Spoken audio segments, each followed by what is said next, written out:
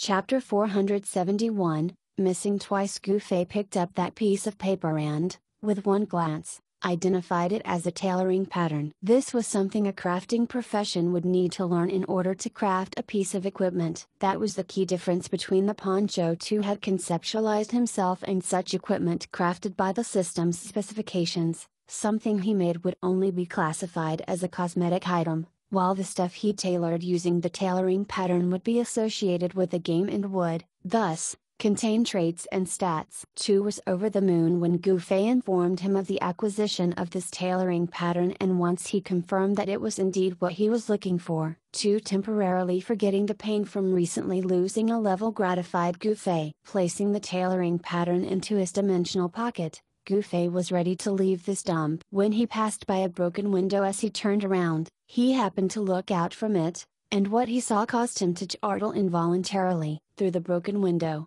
Gufei spotted Seven still hiding in the backyard. The man, who had already completed his quest, was only looking to preserve his life right now. Unfortunately for him, the men from flower gazing in the fog were all on high alert, suspicious of every rustling leaf or chirping bird, and made it a point to chase after every source of noise. As such, Seven did not even dare move an inch of his muscles huddled up in the bushes. Gufei found it hilarious when he saw how careworn the man looked, but he could not help breaking out in a cold sweat when he saw the members from flower gazing in the fog lurking within meters of where that man was every now and then. This was when a string of burning fireballs flew through the air. Gufei could tell that the spell was headed directly towards Seven, so he reflexively reached his sword out that window and incanted a repeating fireball. Gufei had done so because he wanted his repeating fireball to intercept the enemy mage's fireballs and neutralize the attack. The skill needed to accomplish this was extremely difficult,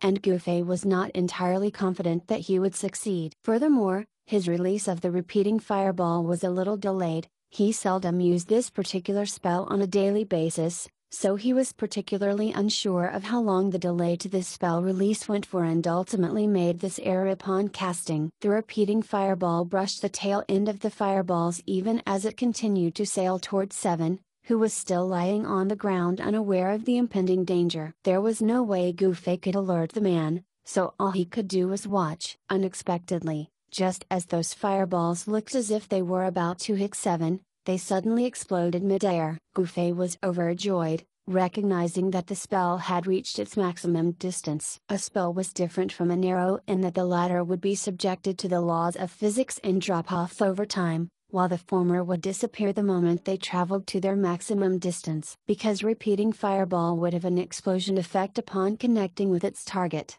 it would naturally still explode the moment it reached its maximum distance. Alas, Gufei could not celebrate Seven's fortuity for long. Even though those fireballs did not land on Seven, their flight and ensuing explosion had nevertheless drawn the attention of the members from flower gazing in the fog that were still in the backyard. Each of them dashed their way over to investigate and ended up locating Seven. The man raised his hands in an attempt to surrender, wanting to explain himself, but these players did not give him a chance to do so, as each of them tossed a skill out and vented their frustrations on the poor man. Was this the same mage that killed Five? Gufei pondered on this as he dashed out of that dump of an attic. From the trajectory of the spell unleashed, Gufei determined that this mage was most likely 2 levels below the attic, and that the same person was near a window facing the backyard, as this person quickly attempted to kill the man the moment he or she saw Seven hiding there. That's clearly not in line with how NPCs act. So is it 3, then? Gufei wondered even as he sprinted down the stairs to the room he deduced where the spell originated from. There were still doubts lingering in his mind. If that's 3, that means he's successfully entered the government city hall. This person's focus will be on completing his quest, so why is he taking a shot at us, the players he's already abandoned? Why not just leave us to our devices? He could not make head or tail of this. So it seemed that finding this man was the only way he could get a logical explanation for this. Gufei hurried to the corresponding floor and caught sight of a figure walking out from one of the rooms. "Hold it right there!" Gufei shouted as he shot forth like a bolt of thunder. That figure did not stop and turn to run. Instead, that figure should be a player, and he was a mage. so there was no way he would be as quick as Gufei when it came to his movement speed. Gufei was most likely the only mage in the whole of Parallel World that had focused on adding stat points toward agility. It would not take long for Gufei to catch up to this person had they been out in the open, but with them currently being indoors, an increased top speed was not that much of an advantage, and that player seemed to be aware he was unable to compete with Gufei in terms of movement speed. So he quickly dove right into a room. "Aren't you courting death?" Gufei was wondering about this to himself when he saw a figure flash out from the corner of his eye and hurtle right toward him for an attack from the lower spiral staircase. Gufei quickly dodged it with a sidestep as he turned around and caught a glimpse of the attacker, extremely startled by who he saw. "Four. You've got quite the reaction." Four was holding his dagger with a smile plastered across his face, but his tongue was stuck out like a snake, which made people feel disgusted. "How did you get out?" Gufei was rather perplexed as he felt that he had executed the plan flawlessly. He. Four chuckled, revealing his brace of white teeth. "How would I kill you if I don't get out?" Gufei was no longer in the mood to badger Four for answer. This man was repulsive and loathsome, but at least his intentions were considerably simple. He just wanted to slay other players. 3, on the other hand, was still an unknown factor. Gufei could not make sense of his intentions, so that would require further investigation. "Let's make this quick, then." Gufei extended his sword and pointed it toward Four. "You've got guts," Four cackled as he brought his dagger horizontally before his chest. Maintaining that look of a venomous snake as his eyes latched on Gufei closely, like a predator that had found its prey. Twin incineration. Gufei had no wish to waste time. Darting forward, he lashed his sword out toward Four. He exerted all his might as his sword lashed out. Using such a move was already considered as preferential treatment, given that Gufei could hide a move in response no matter what an average player did to match it. However, Gufei failed to consider a problem. In the end, the kung fu he had was something that he had honed in real life. Any sort of counter move of his had stemmed from what he could expect in reality. At this moment, he was in a game, and the skills within the game went well beyond what existed in real life, so if an enemy were to use a skill in response, there would be no guarantee that Gufei's counter move would be able to cover it. This was precisely what Four had done. Against Gufei's sword slash, his figure suddenly shuddered. All Gufei saw was but an afterimage that increased innumerably, forming out a whole series of them that circled to his back. The speed of this was no different from that of the instantaneous blink. There was no way anybody would possess such a high movement speed in real life, so none of the moves Gufei had in response would be effective against this. That dagger dove right toward Gufei's back. Gufei was unable to physically react in time to this attack after this near instantaneous movement,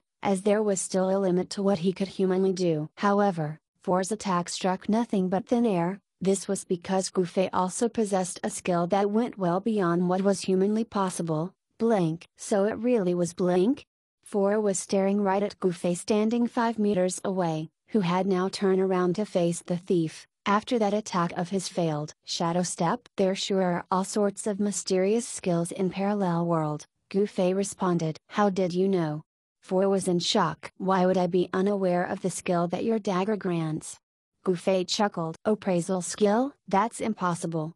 Four was taken aback. Everybody knew that the appraisal skill could display the opponent's equipment, but at the same time, everybody was well aware of the relation between the skill level of appraisal and the character's equipment as well as level. Four's dagger was a piece of equipment that was overleveled when compared to the current standard of the players in the game, so logically speaking, there was no reason anybody could even appraise its traits and stats. "Are you surprised? It really seems that you may be quite the Parker, but you don't really do a lot of bounty mission, huh?" "Cool apple."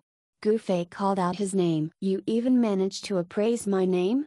Four was indeed Cool Apple, and he was extremely shocked that Gufei had been able to call his name out like that. "Do more bounty mission, and you'll understand," Gufei suggested. Cool Apple was his daily bounty mission target, but it was still considered as a bounty mission, so the third effect of his Windchaser's emblem applied to him, 100% appraisal. Gufei was able to see every equipment Cool Apple had on, but he was unable to judge just how powerful his equipment was, as all Gufei had read was the skill that the man's dagger possessed. Shadow step, leaving behind after images, instantly appear behind the target and deal a fatal blow. This was an assassin's sure kill skill. What a troublesome skill. Gu Fei sighed. With the help of the system, this sort of skill that can defy common sense was really difficult to deal with. 1 minute cooldown, Gu Fei said. Looks like I have no time for idle chit-chat, every second counts. I think so as well. Cool Apple laughed bitterly. He did not seem to be despondent that the skill had such a long cooldown. Take that. Gu Fei brandished his sword. A malicious smile appeared on Cool Apple's face, as a streak of afterimage blurred over Gu Fei's flank. Ha ha ha ha. This is a skill that yours truly have in my skill tree as well. Did you appraise that? Cool Apple's gratingly loud laughter rang from behind Gu Fei, as his dagger slithered out to Gu Fei like a venomous snake. The weapon made contact with Gu Fei, but it was as if he had stabbed into air. Cool Apple was stunned. In the same moment, Gu Fei turned around as his arms crisscrossed. The poncho draped over his shoulders slid off, and he tied it into a knot that held Cool Apple's right arm and dagger. It's not good to talk too much because it's really noisy. Gu Fei's left hand tugged his ear lightly as his right hand drew out his gleaming moonlit nightfalls once more. How? Cool Apple was muttering to himself. You don't know? Gu Fei asked. Let's make a bet. You've never once missed with that attack of yours, right? Because of that fact, you have no idea how to respond when you do miss, so your reaction was slow enough that I could even squat down and tie my shoelaces.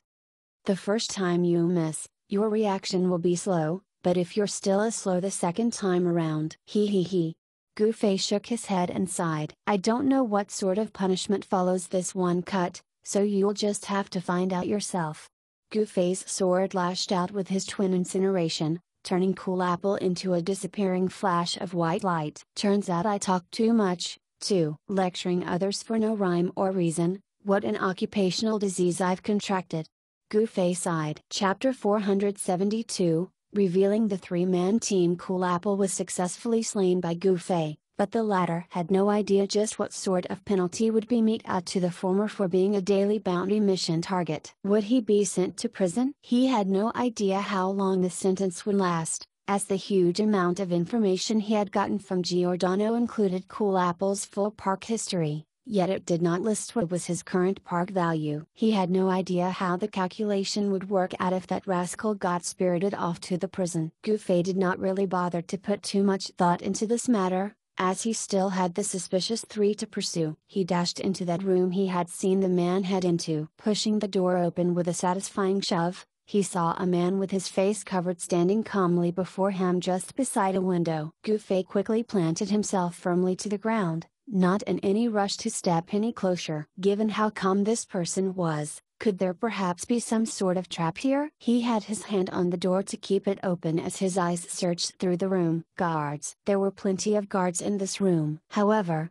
that was not anything surprising, as the guards seemed to be the busiest NPC in this government city hall. Aside from this, Gu Fei simply could not sniff out any trap of sorts, nor did he sense any hidden killing intent. He could not help but feel a little anxious as a result, since the scariest type of trap was the sort he was unaware of. Gu Fei stared right at that man with his face hidden, registering each and every action he was making, as he guarded against any possible trick the latter had up his sleeve. It was a pity that Gu Fei did not have Tu's talent of discerning who the enemy was just by looking at his physique. Come to think of it, Gu Fei would not even recognize Three even if he had his face cover off, since he had no idea who Three really was anyhow. What made Gu Fei even more uneasy was the vibe that the man before him was giving off. The latter looked extremely self-assured to the point that Gu Fei doubted he was faking it. This man was sure to have a plan of some sort. Gu Fei thought of this even as he heightened his focus and alertness, yet he never once took the initiative to strike,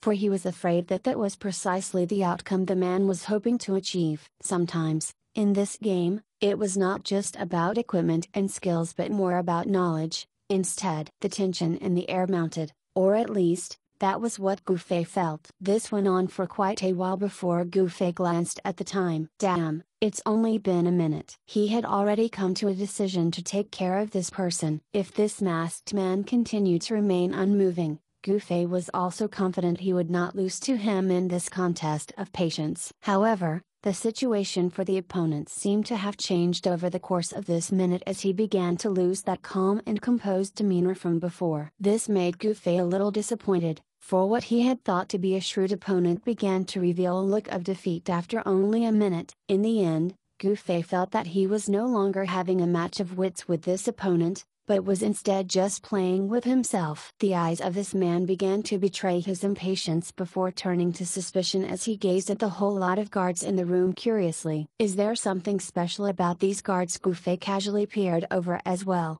slowly making his way into the room as he closed the door behind him. The guards did not do anything out of the ordinary as Gufei moved, acting exactly like any ordinary NPC guards, and just stood rigidly at their posts with their stern expression. Gufei simply could not make sense of what was so intriguing about these guards that made his opponent stare at them so strangely. It was his opponent who was the first to break the silence by impatiently asking, "How can this be?" Another question his enemy did not understand. Gufei subconsciously wanted to tell the man to ask away what a severe case of occupational disease he contracted. A teacher's role was to inspire, impart, and instill doubts. Why shouldn't your park value be at 20 points?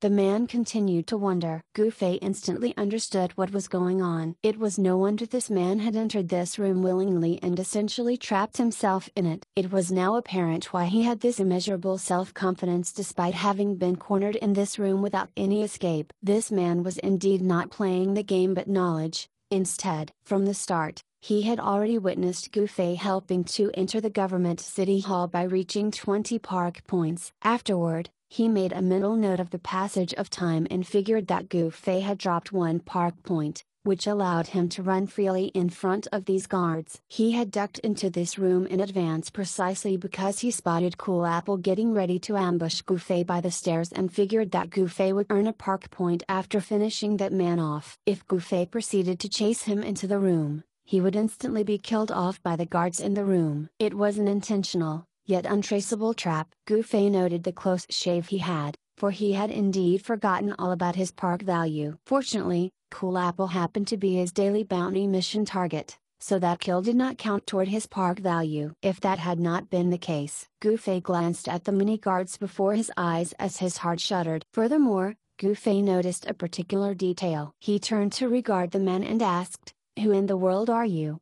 The man did not answer. "This person knows me," Gufei boldly asserted. After seeing what Cool Apple was attempting to do to Gufei, he did not even watch the outcome of the fight and instantly determined that he would be the victor of the fight, earning himself a park point as a result, and just waited for the guards to apprehend Gufei with a park value of 20 points. This man probably did not notice this particular detail himself. Seeing that Gufei was about to face off against another opponent, he subconsciously assumed that Gufei would earn that park point. This was not a call someone would make unless they knew who he was. In this ensuing silence, Gufei was only left with the option to take the initiative. Since this man is someone that knows me, all I have to do is unmask him. With such a thought in mind, Gufei darted right over to the opponent. This room was not very large, and since the door was already blocked by him, his opponent essentially had no opportunity to flee. That was what Gufei had thought,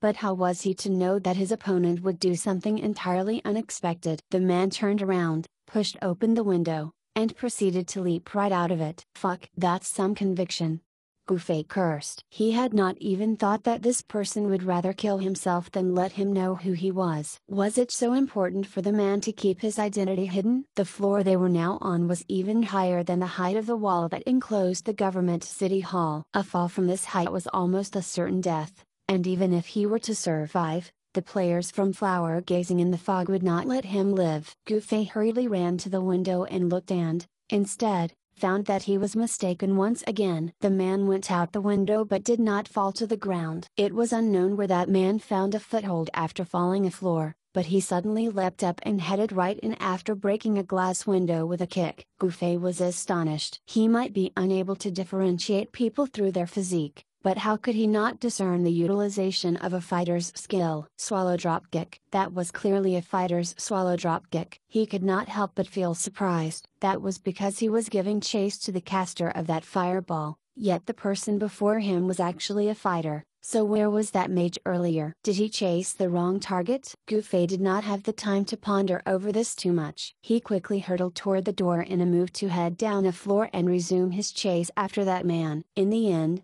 an Arctic whirlwind came to him from the side the moment he stepped out of the doorway. Gu Fei had no means to avoid it and had no choice but to bear the full force of that spell. The damage from the Arctic whirlwind was only secondary, and what was really devastating was the spell effect that saw a reduction to his speed. Gu Fei felt the blast of wind from an arrow that followed that Arctic whirlwind, which he was unable to evade either, given how his speed had been reduced. All he could do now was tough it out and take the damage dealt from the arrow as well. Gu Fei, having lost his physical deafness, did not dare to face these enemies head-on. He quickly ducked into the room and slammed the door shut. Gu Fei heard an explosion and a loud thud, which were evidently the very sound made by the spell and a second arrow as they struck the door. That was dangerous. He thought to himself. Arctic Whirlwind was a spell that a mage could control at the expense of mana. Parking it right beside the doors that mage had done made it impossible for anybody to escape that wintry buffet, which was waiting to envelope Gu Fei once he stepped out. Meanwhile, the arrow that the archer had sent his way was fired the moment Gu Fei was slowed by the spell, making it near impossible for him to dodge the joint attacks as he normally could. This was a perfect demonstration of a seamless coordination and was most definitely synchronized with that fighter who had lured him into this room in the first place. A mage who was capable of dishing out huge damage and flawlessly coordinating with a fighter and an archer that all knew of his identity. It was easy to guess just who these people were after putting everything together. Drifting, left hand of love, and right hand of cool. After guessing their identities, Gu Fei now had greater clarity of the entire situation. 3. Who had formed that ragtag group, was the fighter left hand of love, and the person who got him to join that very group was the archer right hand of cool. Gu Fei was originally suspicious of Six for being able to tell that he had picked up a competitive quest against the flower gazing in the fog. Did he deduce that from the hubbub he had created when he first appeared in the courtyard before? Now, he knew that it was Drifting who had arranged for the man to wait for him outside and deliberately lure him into joining this group. Just what was Drifting's intention? How did that man get access to the government city hall? Gu Fei had so many questions floating in his mind, and he could not wait to uncover the answers to them, so he decided to send a message over to Drifting. Just what are you up to? Before Gu Fei even got an answer, he heard a crash as he witnessed the window in the room got kicked open. That man who had leapt down from before entered the room via the window with a swallow dropkick. Hello. Left hand? Or is it right hand? Gu Fei knew the two players but had yet to associate their names and their job classes. It's left hand of love, answered the man and proceeded to take off the bandana covering his face. What are you guys doing? Gu Fei simply could not fathom why they had gathered this group and brought them all to the city hall to finish them all off. We'll discuss this next time. Left hand of love suddenly hurtled over with a punch. He clearly knew that he needed to utilize this time, when Gu Fei's speed was still reduced, to beat the man. Left hand of love was extremely confident when he tossed out that punch, yet just as he thought that his punch it would knock over Gu Fei took a sidestep and delivered a backhanded slash to Left Hand of Love's back. Left Hand of Love was shocked. Has he recovered already? That's not possible. There's no way he could recover so quickly. Left Hand of Love carefully ruminated over Gu Fei's movement just now and realized that, while his speed was slowed, the precision he displayed was perfect. You're underestimating me yet again. Gu Fei sighed with a shake of his head. You think you can beat me all by yourself just because you've reduced my speed? Do you think you're Eternal Dominion? Chapter 473, Drifting's plan. Is how the saying went, people in the same line of work are rivals. The same could be said for people of the same job class in games. Even though there would be differences in their levels, each of them believed that they were the most outstanding players when it came to skill. At this moment, Left Hand of Love was being ridiculed by Gu Fei. Even though he was compared by Gu Fei to Eternal Dominion, who was the top fighter in all of Parallel World, Left Hand of Love, nevertheless, felt dissatisfied. In truth, Gu Fei was not disputing over the difference in their skill but was pointing out the fact that, unlike the Kung Fu practitioner Eternal Dominion, he was just an average human being. That was why even though Arctic Whirlwind had lowered Gu Fei's speed substantially, It was still more than enough to take care of left-handed love. Naturally, there was not much of a difference in what Gufei meant, as it all boiled down to him dismissing left-handed love's skill. Discontented,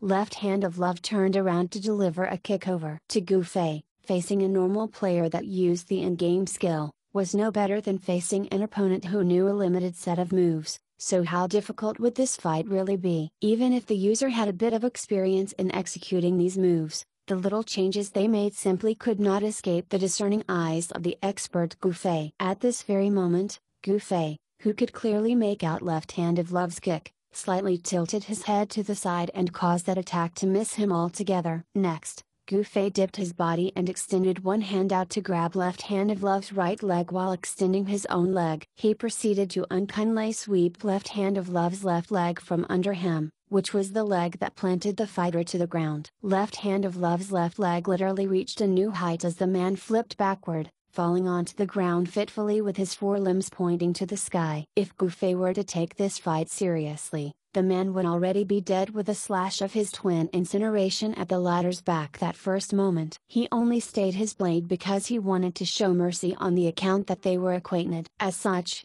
Gufei did not continue to attack the man after tripping him and merely stood over him, saying, "Alright, let's not fight any longer. Just tell me what you guys are up to." The door was open with a resounding slam at this moment as well. The doors in this government city hall allowed people to enter and exit as they wished. Unless there was a special situation, there would not be any way to lock the doors. Gufei also closed the door to block that spell and arrow shot before, so Drifting and Right Hand of Cool were able to casually push it open now and enter the room. The two men rushed into the room and saw left-handed love lying sprawled on the ground. Gufei innocently turned around and spread his hands wide to the two. "Just what are you guys up to?"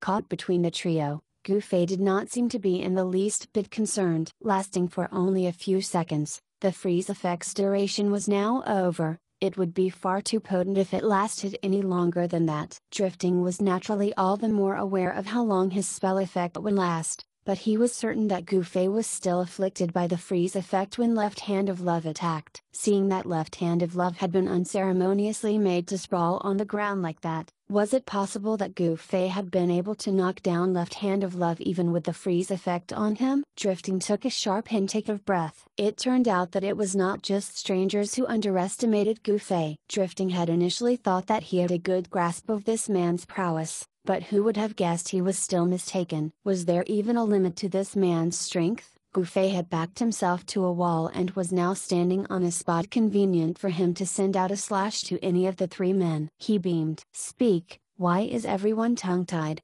Drifting glanced at him and could only helplessly answer accordingly, "Quest." "We're here for a quest as well." "What quest?"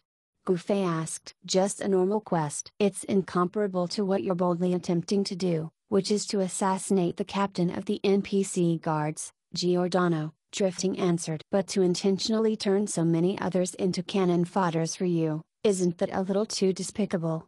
Gufei commented. He always had a good impression of Drifting, so he could not help but feel a little disappointed at the latter's willingness to go to such an extent. Drifting shrugged his shoulders indifferently. "I think you're slightly mistaken. I've never been that much of a good guy." "Yeah, a slight mistake on my part," Gufei admitted. He was still a little rueful. He had a rather good impression of Drifting, so learning that the latter was the mastermind of this elaborate scam, he still held a hope that the man could give a proper explanation for all this. Unfortunately, Drifting quickly admitted to the scheme Gufei was suspecting him of perpetrating, so he could no longer show mercy to them. Drifting was not a good person, and Gufei himself was not a kind-hearted person who would show compassion and leniency to others. "Are you gonna kill us?" Drifting chuckled as he regarded Gufei. "Even though I don't know how it's possible, you didn't earn yourself a park point from killing that thief before, right? Or is it not enough to reach 20 park points? Regardless, you are sure to reach that threshold if you slay any one of us right now. I suppose that's why you refrained from killing Left Hand and merely knocked him out?" Gufei laughed in response. "Looks like you're slightly mistaken as well. I didn't kill Left Hand because I considered you guys as my friends. I just wanted to hear your reason for doing all this. As for my park value, there's no need for you to worry about that for me. I have plenty of experience dealing with that." So that's how it is. Does that mean you no longer consider us as friends? Drifting asked. We can still be friends, but an evil deed can't go unpunished. It has got absolutely nothing to do with our friendship, Gufei replied firmly. This is just a game, though. Is there a need to be so particular about things? Drifting continued. It's precisely because it is just a game that I'm not too serious about matters and will still call you my friends. I'm sure you won't mind if I cut a level off you since it's just a game, right? Gufei asked. How are you going to leave this place if you kill me? Drifting asked back as he walked over to the window, pointing down to the ground. Surely, you know what's the situation down there? I don't think killing you guys will change anything below, Gufei said. That may not be the case. Drifting flashed him a sly smile. Gufei suddenly thought of something and slapped his forehead. So that's how it is? Did you finally get it? Gufei nodded. You guys intentionally assembled this group not to use them as cannon fodder but to actually get them into the government city hall. That way, as a current member of Flower Gazing in the Fog, you easily got their blessing to enter this building to kill off all those people who made it inside. What makes this all the more perfect is how you can just brazenly walk out of here after doing the deed. Those people from Flower Gazing in the Fog have never once been a threat to you at all. That's correct. Drifting nodded. At the expense of losing a level, those guys can finish their quests. I helped them out with that as a fellow member. Meanwhile, as a member from Flower Gazing in the Fog, I am helping the guild take care of this group of troublemakers. As I do all these, I can complete my mission. Everybody gets what they want in the end. You merely want to enter the building and complete your quest. Is there a need to make things so complicated? Gufei asked. You'll know why there's such a need if you join Flower Gazing in the Fog yourself. Aside from a few core members in the guild, none of them has any level of trust with anyone else in the guild. That's why, despite joining them, they won't allow me to enter the government city hall unless it was a crucial moment like this. That's why I had to orchestrate such a scenario. It's all for the sake of achieving this, Drifting explained. But I am truly shocked to have found you here in Zai'ao City.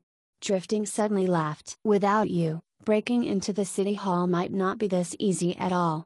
Without us making it into the building, it's only a given that you guys won't be able to get in as well, Gufei said. Of course. But won't your guild leader be suspicious of how you had the permission to enter the city hall? Gufei asked. Drifting chuckled at this. He won't, as I already have permission to enter the city hall from the get-go.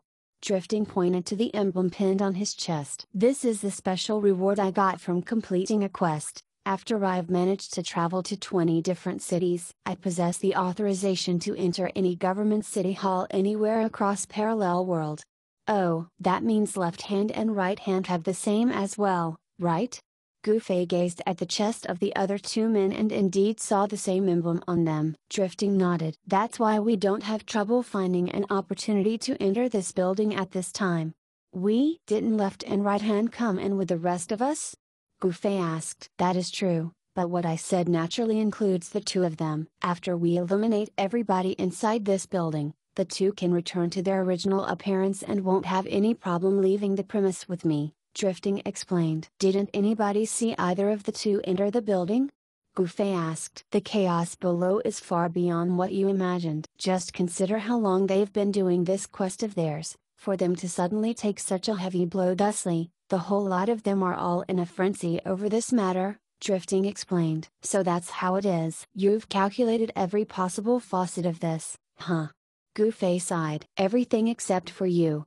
Drifting eyed Gufei as he continued. It's a risky move inviting you into the group. With you around, the chances of us making it into the government city hall increases, but whether we can clear out this building after or not is a really thorny issue. You'll soon find out if it is truly a thorny matter. Gufei gripped his sword tightly. If you were someone else, I would consider discussing a condition, Drifting said. What condition? Besides the four of us making it into the government city hall, there's still one. Don't bother about that. The other person is no longer around. Gufei knew that Drifting was referring to two. Drifting and his two companions had no clue that the man who had been hiding behind the door was long killed off by four. Oh?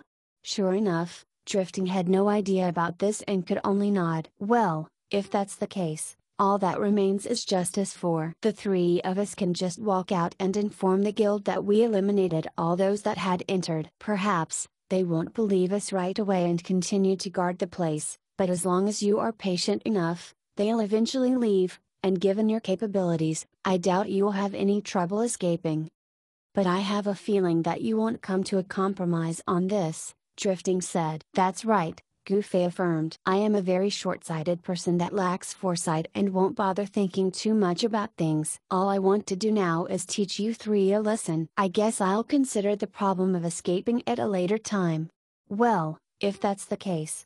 Drifting was left with no options as he suddenly raised his magic staff. Chapter 474, Caught in a Trap. Drifting was polished in his spell execution and his magic attack power was extremely high, so avoiding it in that small room was exceptionally difficult. Plus, it seemed that he had done his homework about unleashing spells within such limited spaces. Drifting had proven himself to have quite an extraordinary talent toward this, so Goofy did not dare be careless against it. Seeing Drifting move in this manner, he quickly used his kill move, an attack that merged both Blink and Twin Incineration. Icy Mirage. Drifting was also quick with his casting after long hours of practice, instantly completing the necessary incantation crisply. With that slash from Goofy, the Drifting before him shattered to the ground like a broken ice sculpture, releasing swirling icy vapor upon contact. It was a fake. Goofy hurriedly looked all around him and was taken aback by what he saw. Out of the 4 Driftings that had been conjured from the icy mirage,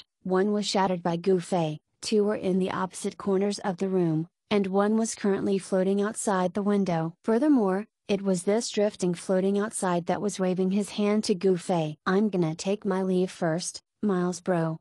With that, he began his descent to the ground. Before Goofy could even react, another figure bolted right over to the window and leapt right out. It was Left Hand of Love using Spurring Meteor to jump off. Goofy hurried over the window and saw as the two in the middle of their descent to the ground outside. Left Hand of Love reached out to grab hold of Drifting's legs, activating his seismic toss an entire floor before they landed. Drifting was thrown down to the ground like this, but even though he suffered damage from the skill, he managed to survive the fall since this allowed him to avoid the fall damage. Meanwhile, Left Hand of Love used his Sparrow dropkick on the wall and successfully redirected his body's fall trajectory. Even though he ended up tumbling quite a few times when he landed, he too did not injure himself too much as well. At the same time, Goofy heard a sound coming from behind and turned to see Right Hand of Cool dashing away. Goofy sighed and did not bother to give chase. Right Hand of Cool was 6. The one Goofy had tried catching up back when he was being led to meet the group by the ruins. It was apparent that the two of them had about the same movement speed since Goofy was unable to get near 6 back then. This was also about the time when Drifting sent a message to him. Why did you rush over to the window? I can't help you any longer.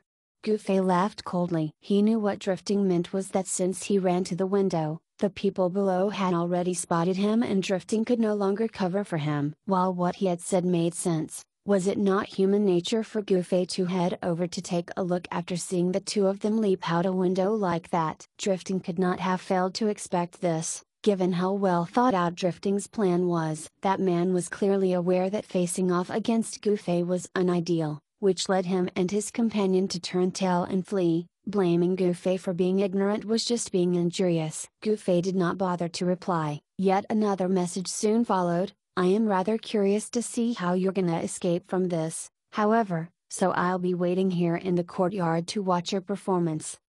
Goofy chuckled. How am I gonna escape? In truth, he had already formulated a plan in his mind. Even though it was not necessarily a very honorable plan, he really had no other choice left. Goofy left the room and immediately went to the 3rd floor. Entering the Vigilante core chamber, he briefly interacted with Giordano. The NPC immediately commended his action, clearly indicating his completion of the daily bounty mission. With the experience and gold coins awarded, Goofy was rather curious as to what sort of punishment Cool Apple received. Unfortunately for him, Giordano did not provide any further information regarding this. Goofy took a look at the time, headed over to the couch, and buried his head into the plush cushion, and promptly fell asleep. In the courtyard outside the government city hall, Drifting and Left Hand of Love were rather exhausted after leaping out of the building. The people around them would never have thought that the two had actually taken the initiative to leap out the window to escape with their lives and, instead, assumed that the duo were survivors of a fierce fight. That's what it takes to be an expert, alright. Spotting that Mage standing by the window ledge, everybody naturally assumed that the man had forced the two right out the window. There was supposed to be an archer with the two. Was that man killed by now? As they were wondering about this, they saw Right Hand of Cool dashing out of the main entrance to the government city hall in a hurry. Looking particularly battered, he cried out the moment he saw the people, "Too strong." That was when 3 sighs of flowing maple came to Drifting's side. "Brother Drifting, thank you for your hard work." Instead of hurrying to ask about the result of their mission inside, he made sure to show his concern to his comrade first. It could be said that 3 sighs of flowing maple was rather diligent when it came to showing the necessary traits of a leader. Drifting chuckled weakly as he regretfully answered, "It's a pity I didn't manage to complete my mission." Everybody looked up to that window, but Goofy could no longer be spotted from there. "How many people are still inside?" 3 sighs of flowing maple asked. "Just the one," Drifting replied. "And the rest are eliminated?" 3 sighs of flowing maple was still rather happy about this. Without Drifting, all they could do was watch as the lot of them made it into the building. Who knew what sort of shenanigans they could have gotten into there? With just one player left inside, the troubles they were in had more or less been reduced by quite a bit. "They are all eliminated except for that last one who is simply too difficult to take on," Drifting answered. "Yes, leave the rest to us," 3 sighs of flowing maple said. Drifting and his 2 companions looked worse than were one after another. 3 sighs of flowing maple naturally felt awkward to ask them to give it another shot. Drifting nodded and retreated to a corner with Left Hand of Love and Right Hand of Cool. The man looked pensive as he turned his gaze over to that same window Goofy was seen moments ago. "Just what is that guy gonna do now? I'm actually curious to find out myself," Drifting thought. "He doesn't have that much mana, so he'll surely run out of it if he slays his way through the guild. What's more, he's currently bearing quite a lot of park value. Casually killing a few more players will surely draw the attention of the NPC guards. There are not just 2 guards out here in the courtyard, so I doubt he'd dare to antagonize them." Drifting pondered on this in his corner as 3 sighs of flowing maple began to tighten their security around the perimeter. "Everybody, focus. Keep watch over the front and back doors. Don't forget all the windows, either. Make sure to kill that man on sight." "Roger." The players in the courtyard yelled in unison. Everybody's morale surged forth with Drifting and his companions' successful elimination of all but one of those who had made it into the government city hall. "So noisy." Hearing this loud cry from outside, Goofy muttered out his displeasure as he turned his body to resume his sleep. Time trickled by as the members of Flower Gazing in the Fog watched the building with unblinking eyes. A minute, 2 minutes, 5 minutes, 10, half an hour, 1 hour, 1.5 hours. Everybody began to feel tired. Someone even guessed that the man had forcefully logged off, and was making everyone wait out in the courtyard like a fool. "No, he's still there." Drifting dismissed this notion as he was friends with a man, but at the same time, he was equally nonplussed as to what Goofy could be up to inside. "Is he waiting for his park value to drop over time? How long is that going to take? Or is that man taking the fight straight to Giordano?" "That's impossible, there's a whole horde of guards in that room." Since he was aware of the quest Goofy had picked up, Drifting made the conscious effort to find out where Giordano was in the government city hall and concluded that there was simply no way for Goofy to strike. "What is he up to?" Drifting was a little restless. 3 sighs of flowing maple, who was most concerned of the guild quest, was all the more restless. "That guy's been hiding in the city hall for such a long time. Who knows what sort of damage he has done inside?" 3 sighs of flowing maple thought, asking Drifting and his companions to head in and take a look many times, but he tried his best to hold himself back from doing so. This time, however, after wrestling with the idea once more, he finally got up and walked over. "Brother Drifting, it's been a really long time since that guy showed himself. What do you think that's about?" 3 sighs of flowing maple asked. "Well, I'm not too certain myself, but there are no other exits in that building. I've already checked. Plus, there are plenty of guards inside, so there's not much opportunity for that man to cause any sort of trouble. I really have no clue why he's been staying inside for such a long time, Drifting answered. Oh.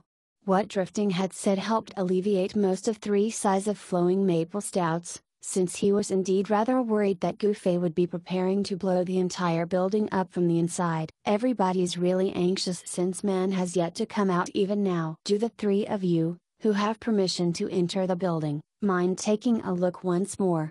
3 sighs of flowing maple finally made his request. Drifting's mind immediately clicked. It couldn't be, right? Did that guy predict that the men from flower gazing in the fog would get anxious waiting for him to come out and would ask me to enter the building again? Does that man really intend to take me down first, like he claimed earlier, before planning his next step? The more Drifting thought of this, the more plausible his supposition sounded. Knowing that there was a high chance of this being a trap, there was no way he would be so foolish to take the risk. As such, he could only lose face and reject 3 sighs of flowing maple. That man's really too powerful. The 3 of us are absolutely no match for him. I'm afraid we may be unable to survive if we head back in and clash again.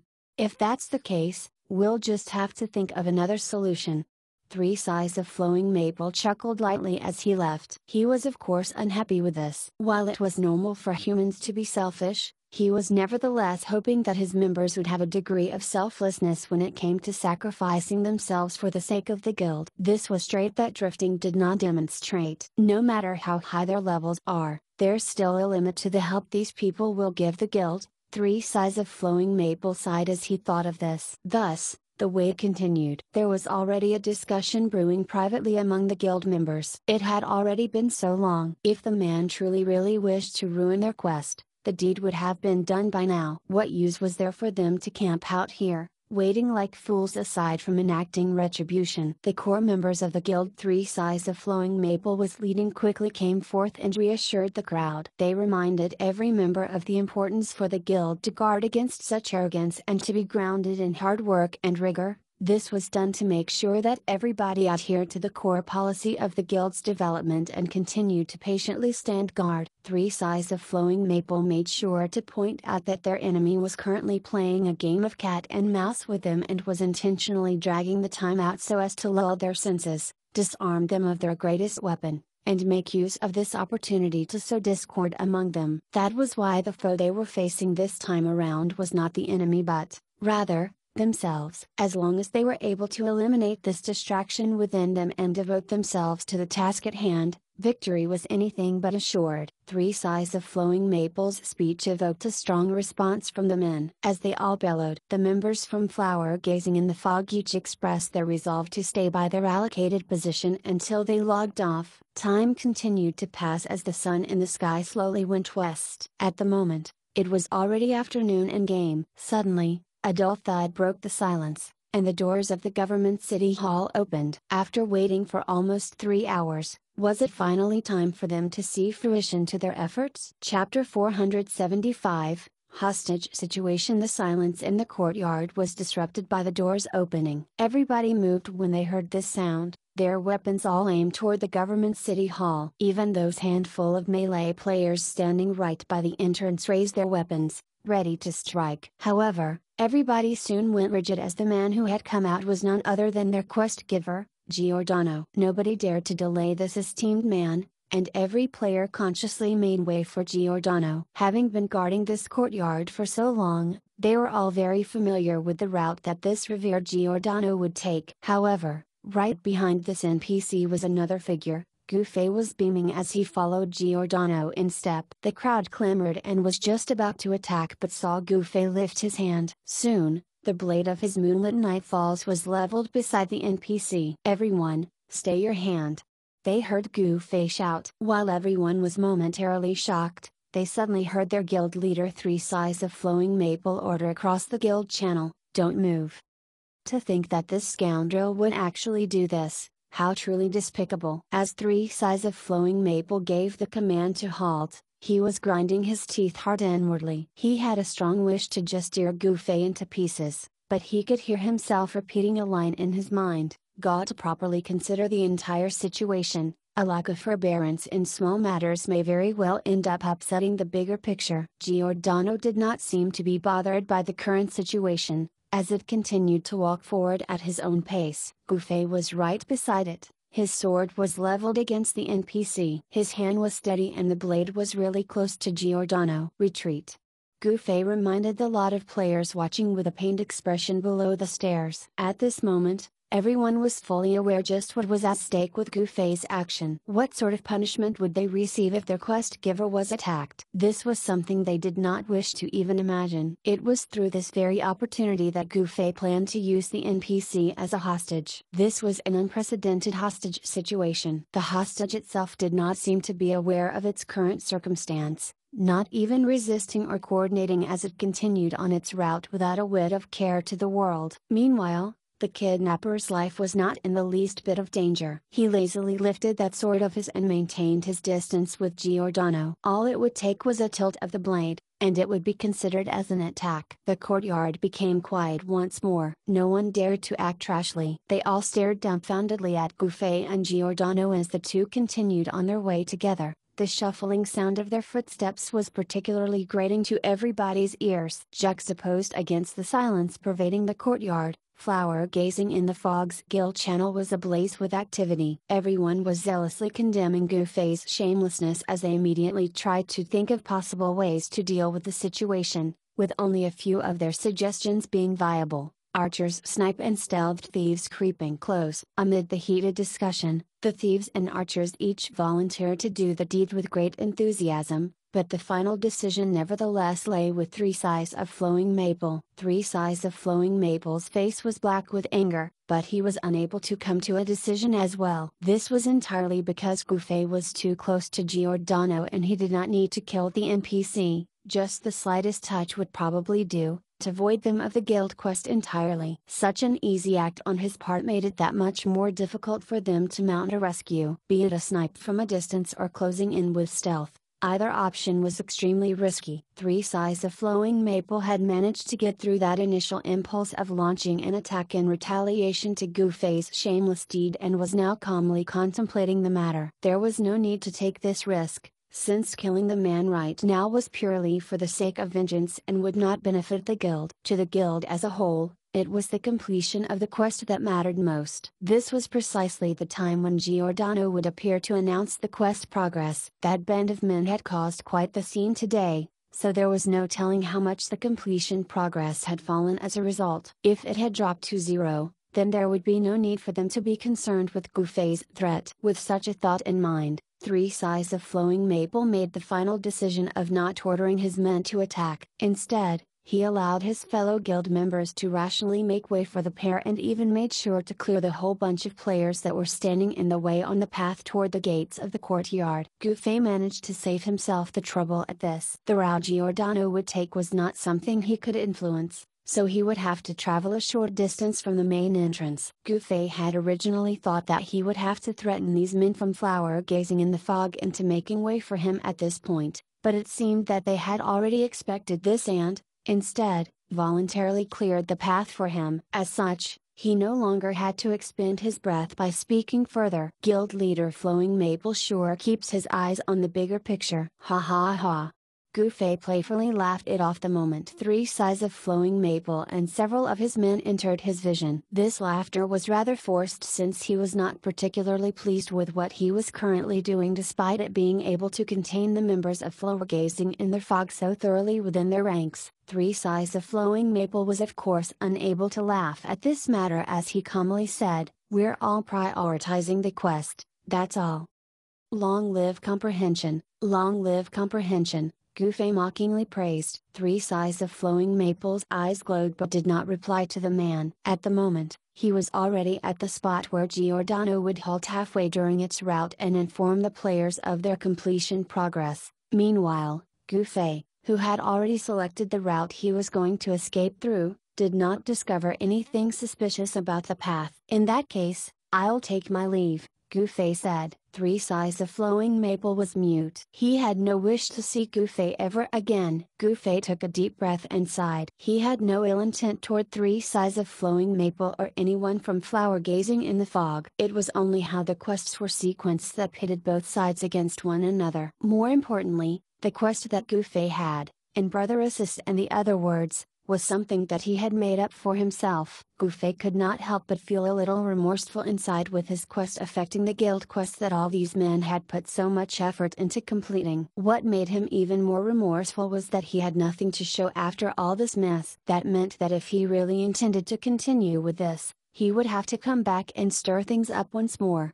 creating further headaches for flower gazing in the fog. I think it's best if I keep that to myself. I doubt they would see that as good news. Gufei harbored such thoughts in his sigh as he swiftly ran off from Giordano's side. He took a quick look over his shoulder and found that no one seemed to be making any sort of move to attack him. They are actually trustworthy, Gufei thought even as his guilt worsened. However, before he could stew in his regret any longer, when he was about 30 or so meters away from Giordano, which was a range where Mage's spell would be unable to reach him, a litany of curses burst forth from behind him like a raging tsunami. Gufei experienced a close shave that came with being targeted by the crowd. What followed were arrows that came speeding over like dragonflies from the archers, the only job class that could still attack him at this range. Gufei also saw several players appear from the gates of the courtyard, and the next moment, firmly blocking this exit, as stealthed thieves along this path revealed themselves, each flagrantly hurtling toward him. Sure enough,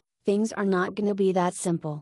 Gufei sighed. He was hardly panicking by this show of force, though, as this was well within his realm of expectation. He had not harbored any hope that flower gazing in the fog would continue to quietly watch him walk right out of the gates after seeing him send Giordano off half of the way. This was why he had been very surprised when these players did not immediately pounce on him the moment he left Giordano's side. This was most likely due to flower gazing in the fog's prudence in ensuring that their hostage was entirely out of harm's way before attempting to take down the kidnapper. Such an attempt was hardly unexpected. It would be far more surprising if they had not made any attempts at all. Gufei abruptly turned around and changed the direction he was going. Those players from flower gazing in the fog who had all shifted their focus onto the gates were shocked by this change. This new path Gufei had turned toward was also the very same he had previously set his sights on. It was a shortcut that no one was guarding, a path that led directly to the walls that cordoned the courtyard. Along the way,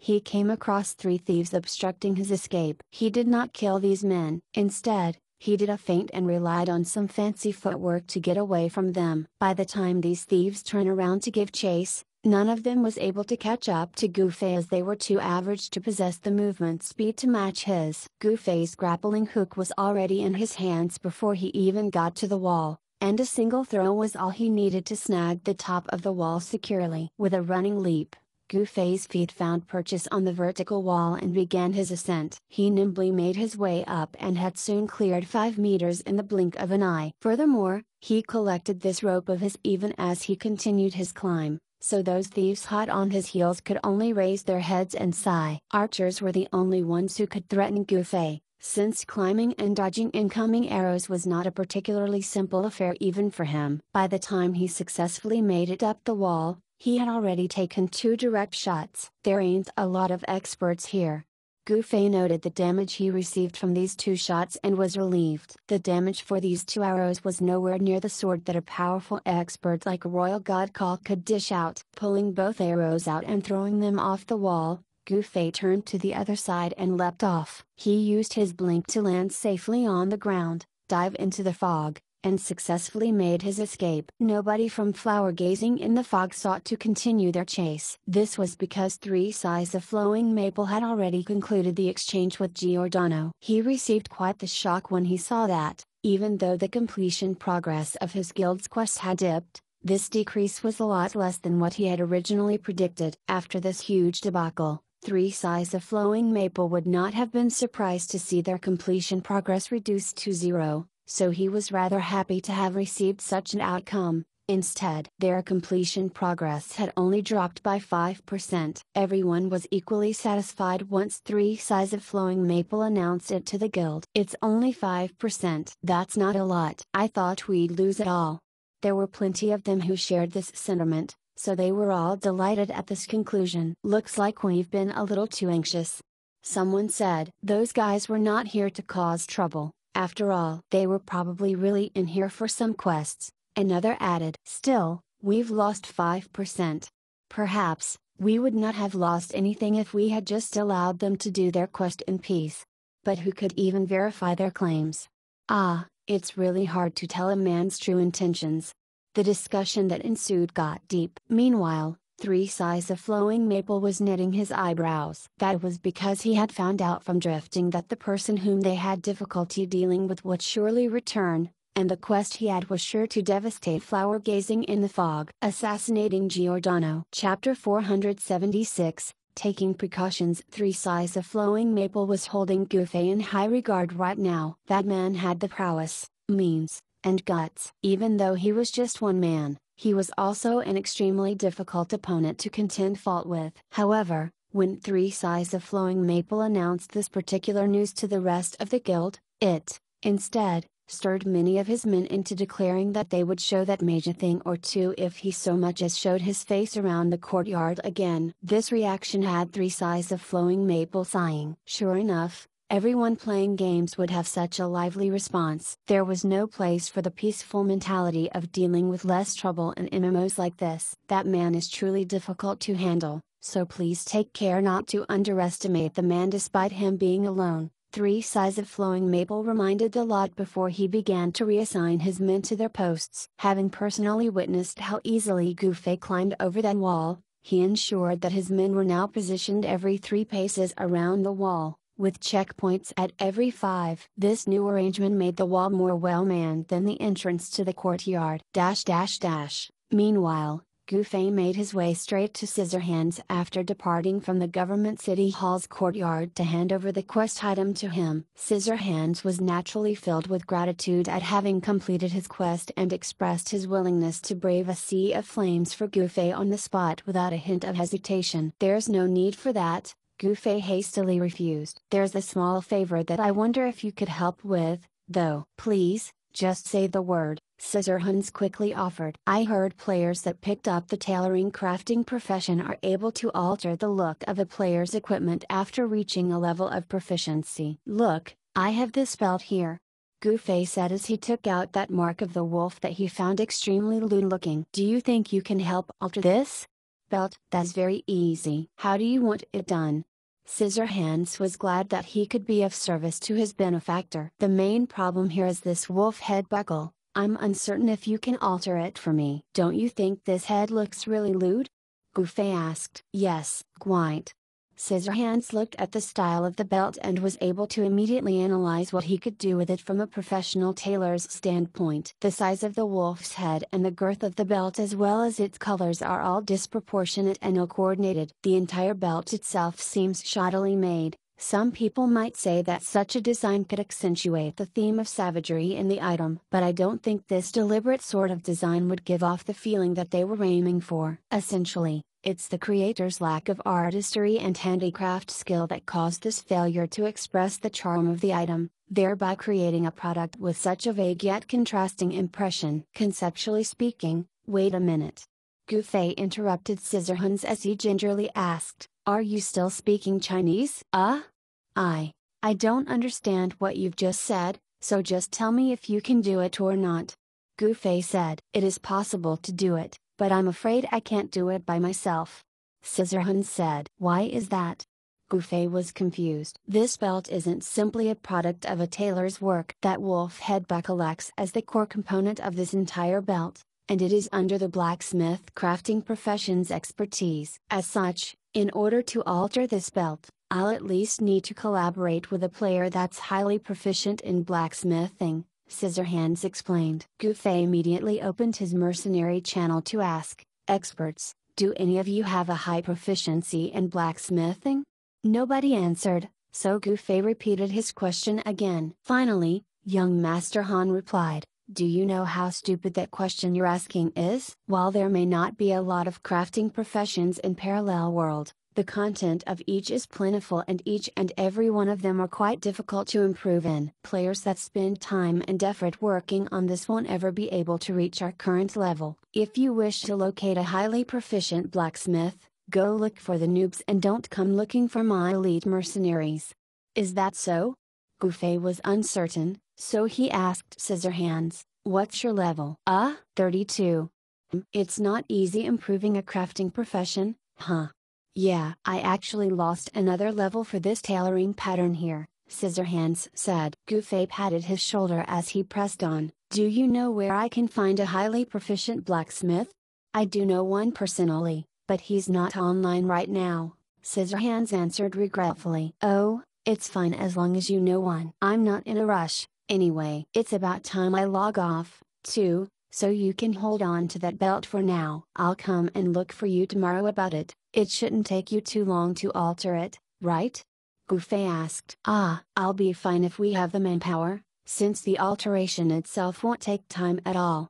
When Goofy stuffed that belt into his hands, Scissorhands stared at Goofy in shock, for he could now see the traits of the belt. Ignoring what it was, just from the purple luster of the words in the item. Just how large was this man's magnanimity that he could casually stuff this sort of equipment into the hands of someone else? Scissorhands stared at Goofy blankly as the latter said, "Then, I'll see you tomorrow," before leaving just like that. Goofy soon reached the spawn point and logged off. This was a very disappointing piece of news to the members of Flower Gazing in the Fog. At this moment, it was deep into the night back in reality, so plenty of the night owl experts were going online one after another. Hearing of what had happened in the day, they were all prepared to fight with this beast of a player when they learned that the man had actually gone offline. This only made it that much more difficult for these people to face the long night ahead. The times that guy gets online is more or less fixed to these few hours. Normally, he'll be online at night from the time after dinner to 10,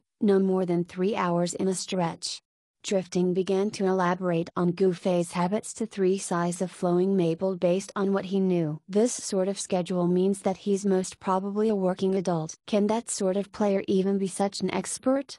3 size of flowing maple was very astonished. An expert needed time to reach their level. It was hard to believe that someone who spent barely 3 hours in the game each day could be an apex expert with the level, skill, and equipment to boot. That sounds about right. Drifting once more gave a brief overview of Goofy's kung fu capabilities. This was no longer a secret among those who joined Traversing 4 Seas in that guild quest of theirs that brought them all the way to Lori City. They were all well aware that Goofy's strength lay in the kung fu he knew. Kung fu. 3 size of flowing maple did not express any level of surprise that people would commonly show, as if this idea was not something foreign to him. Guild leading flowing maple. Have you heard about this before? Drifting could sense something was different in the tone that 3 size of flowing maple had adopted. Yeah. 3 size of flowing maple nodded his head. Our city also has a player that proclaims about knowing kung fu. He is called Windcord and is one of 10 great adepts for fighters. He doesn't have any connection with guilds or mercenary groups and works alone. He enjoys helping people and is well known here in Sayata City for his good reputation. Fighter. Eternal Dominion, the number 1 fighter and one of the 5 unyielding experts, is another guy who knows kung fu. Plus, he has a mercenary group, which is mostly made up of the same sort people, in Lori City. They are mainly fighters, too, Drifting shared. Yes, fighter is a job class that is rather close to kung fu, so it makes sense why that sort of people would choose that job class. 3 size of flowing maple said. Then, what about Miles? Why did he choose a mage? Mage and kung fu clearly don't complement each other. Drifting asked. Maybe he's looking to challenge himself? To surpass his limits? 3 size of flowing maple had instantly elevated Goofy's ideological level up on a pedestal. Drifting did not deny it outright, only making a point to add, according to what I've observed so far, the average gamer is not capable of going up against such kind of people. You've personally seen Miles' capability to come and go as he pleased despite the number of players we have here. I believe that if you wish to contend with that man, it's best that you hire that Windcord fellow from around here. Yeah, that's worth a shot. It's just that the man doesn't have a good impression of organizations like guilds or mercenary groups, so I don't know if I'll succeed, 3 Sighs of Flowing Maple said. Let's give it a try first, Drifting suggested. 3 Sighs of Flowing Maple nodded and immediately began searching for a way to contact the fighter wind cord. Meanwhile, Sword Demon had managed to make contact with Eternal Dominion, and the two had quickly completed their transaction. The sudden windfall of over 1,000 gold coins had Eternal Dominion experiencing such levels of euphoria that he could barely break that grin on his face. It just so happened that when Sword Demon sent over a message to greet their middleman, Gufei, the latter was fast asleep on the couch in Giordano's Vigilante Core chamber, so he did not receive a reply. Thinking that Gufei's assassination quest was in full swing, Sword Demon refrained from contacting him again in a bid not to distract the man. Eternal Dominion was still reveling on the sound of clinking coins in his money pouch and did not really care for everything else happening around him. He sent a message over to Gufei and got no reply. When the same thing happened to the following messages he had sent, he figured that the man was busy and did not bother him any further. Meanwhile, the 3 men, Brother Assist, War Without Wounds,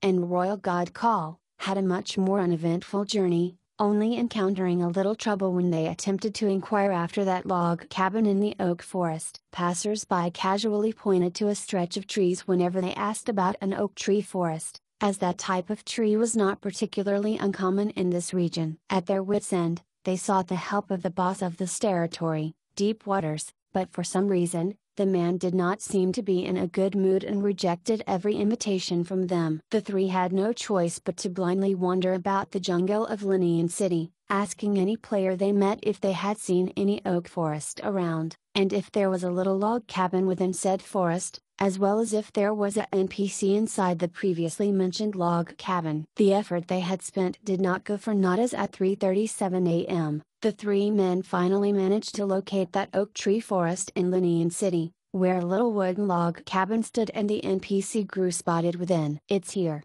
Brother Assist yelled in all his excitement. Gru was a blond young man with a serene expression. Brother Assist demonstrated all the techniques he had grasped to trigger a quest from the man, but none of them worked in the end. Be it mentioning the Shadow Mist assassin Andrew Su, the League of Assassins, or the assignment assassinating Giordano, all Grudin was smile and shake his head in response. "We've no choice, looks like we need that diary to trigger the quest."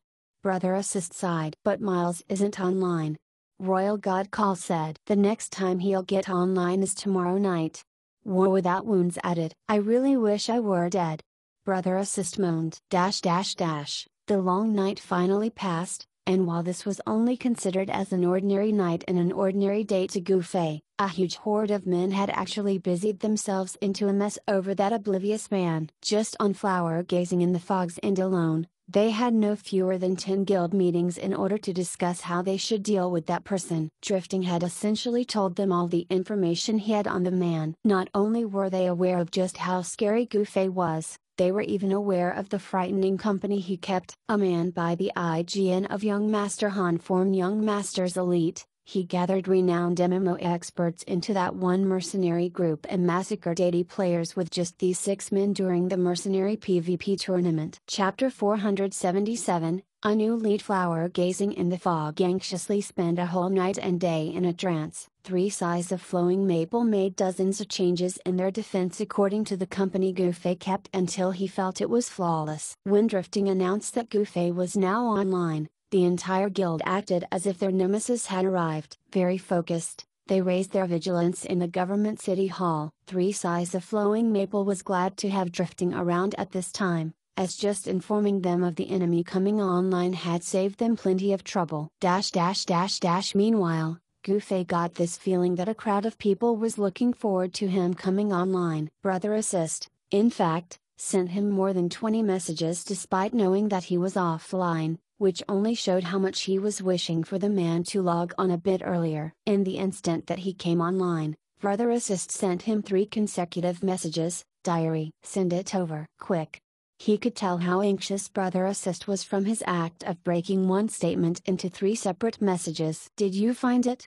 Gufei unhurriedly replied even as he strolled out of the designated log-off point. Yeah, we can't get the quest, as it requires a quest item to trigger, Brother Assist informed. Alright, I'm sending it over right now, Gufei replied. I'll be waiting by the mailbox, Brother Assist replied. Ending the conversation with Brother Assist, Gufei proceeded to open the message Scissorhands had left for him. The belt's done and I've mailed it to you. I'll alter it again if you're dissatisfied with the result. The timing was perfect, as a single trip to the mailbox would resolve two issues at one go. Opening his friends list, he saw that Scissorhands was no longer online, so he left a message to express his thanks. Hurrying over to the mailbox, he sent out Andrew Sue's diary to Brother Assist first before he took the belt that Scissorhands had sent over and examined it. He realized that he had no reference to which to compare the look of the new belt to, as he did not have an impression of how the item looked in the first place. However, that sense of lewdness he had originally seen in the item was at least gone with this altered belt, so he was extremely satisfied with the work and made sure to send another message over to Scissorhands expressing his satisfaction. Leaving the mailbox, Gufei once more ran off to pick up bounty mission. Conducting any operation in the government city hall would be very inconvenient if he did not clear up the park value he had accrued thus far. By the time he managed to cleanse himself of them, Gufei saw that it was late and felt that it was better to continue that quest at the government city hall when he had more time on his hands. With that,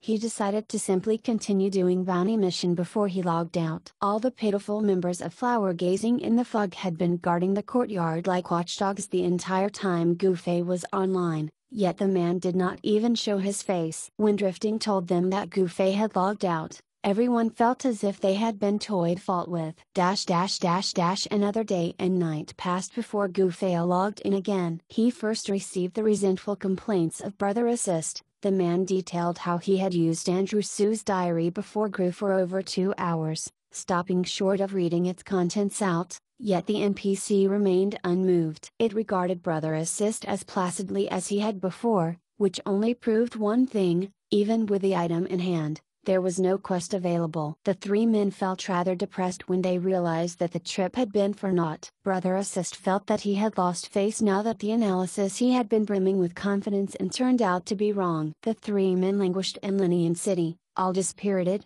not even mentioning if they would meet up with the rest back in Sayatu City. On the flip side, Gufei was overflowing with fighting spirit. Having spent the entirety of yesterday clearing his park value, he even got online a little earlier than usual today and was ready to head back to the government city hall to turn that place upside down once more. Listening to Brother Assist's nagging and consoling him with a few words after, Gufei immediately contacted Sword Demon and told him that there might be something meaningful they would be doing together, extending an invitation for his involvement. Sword Demon agreed with alacrity. Rendezvousing at an agreed-on place, the two headed toward the government city hall together. Is the new skill any good?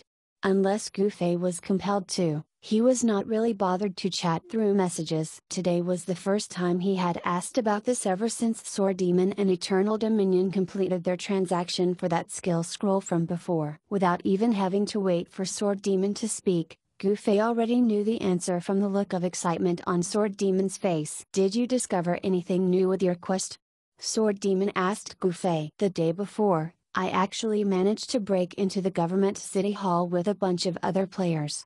Gufei began to relate to Sword Demon the entire business with that group of 9 he had joined. Sword Demon enjoyed it immensely, his eyes aglow with envy. It was apparent that the man was a little fed up with that mundane life of grinding for levels and questing for equipment. He was really looking forward to that sort of exciting and heterogeneous lifestyle that Gufei led. I never would have pegged Drifting to be the scheming sort.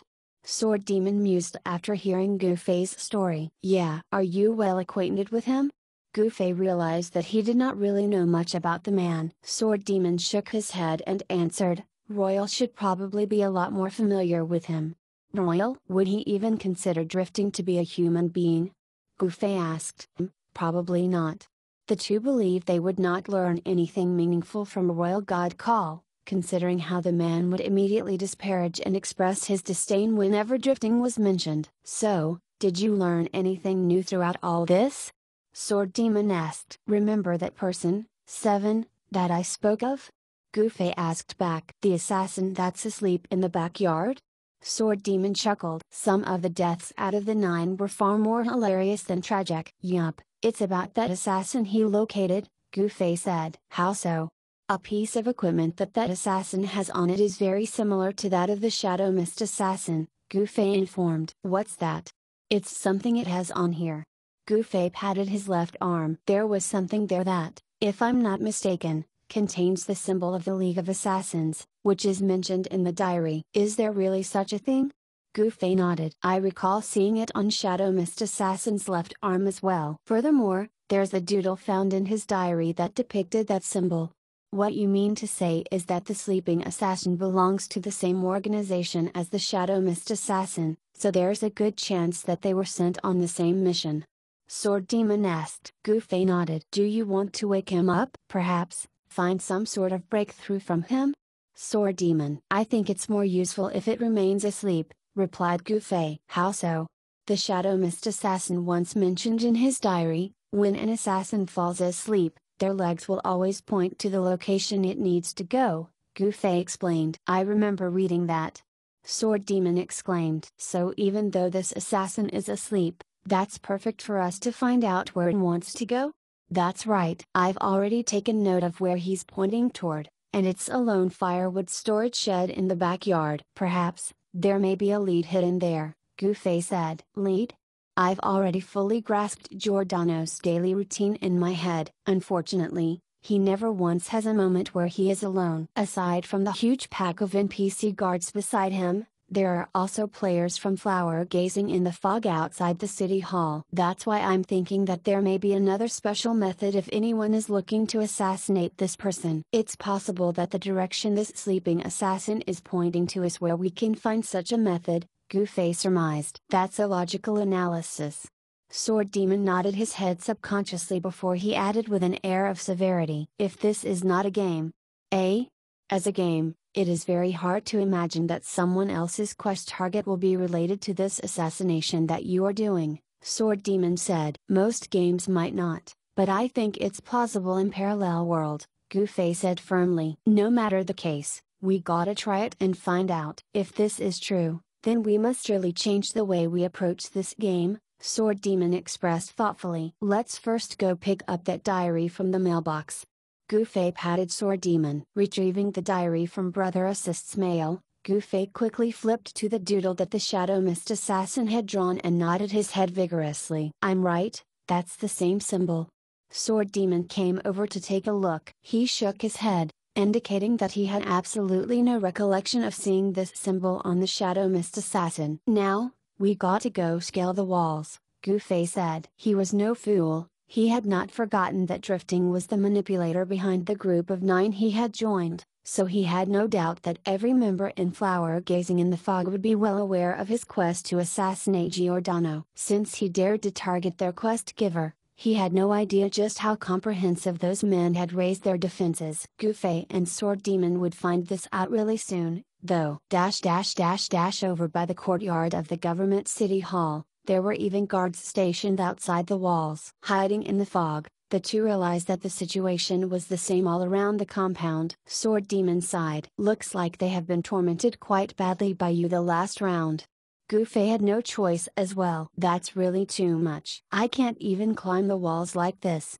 Looks like we gotta kill one of them, Sword Demon said. They probably don't think they can stop me with just one player alone, right? Killing one will likely reveal my presence, and that's when their reinforcement will come to surround me, Gufei said. Well, in that case, we'll just have to kill several more to throw them into confusion, Sword Demon proposed. Oh, I like this sort of unrestrained method, Gufei commended. Sword Demon, however, candidly criticized his own actions. Actually, I'm just anxious to use my new skill in PvP.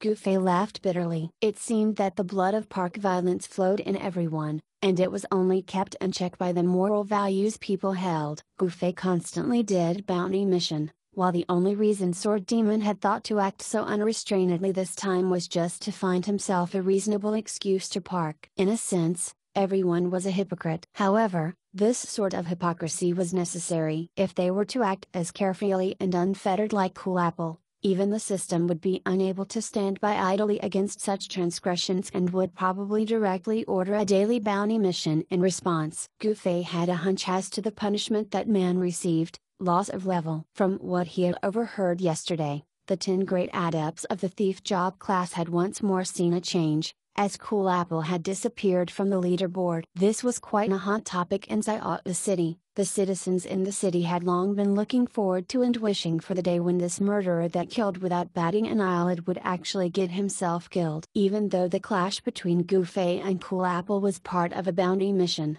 the latter still suffered the penalty for his park points, and this incident had more or less reflected the difference between the daily bounty mission and the usual bounty mission. Chapter 478, Inside and Outside the Courtyard. So, shall we do this? The two shared a quiet moment before they looked at each other and said this. They nodded resolutely. Gu Fei and Sword Demon were the sort of people that would no longer hold a shred of doubt or hesitation after making their decision. I'll go this way, and you go that way. We don't necessarily have to kill, just harass them all around, so that they'll have no idea where we'll be coming in from. We'll then randomly choose a spot to climb. What do you think?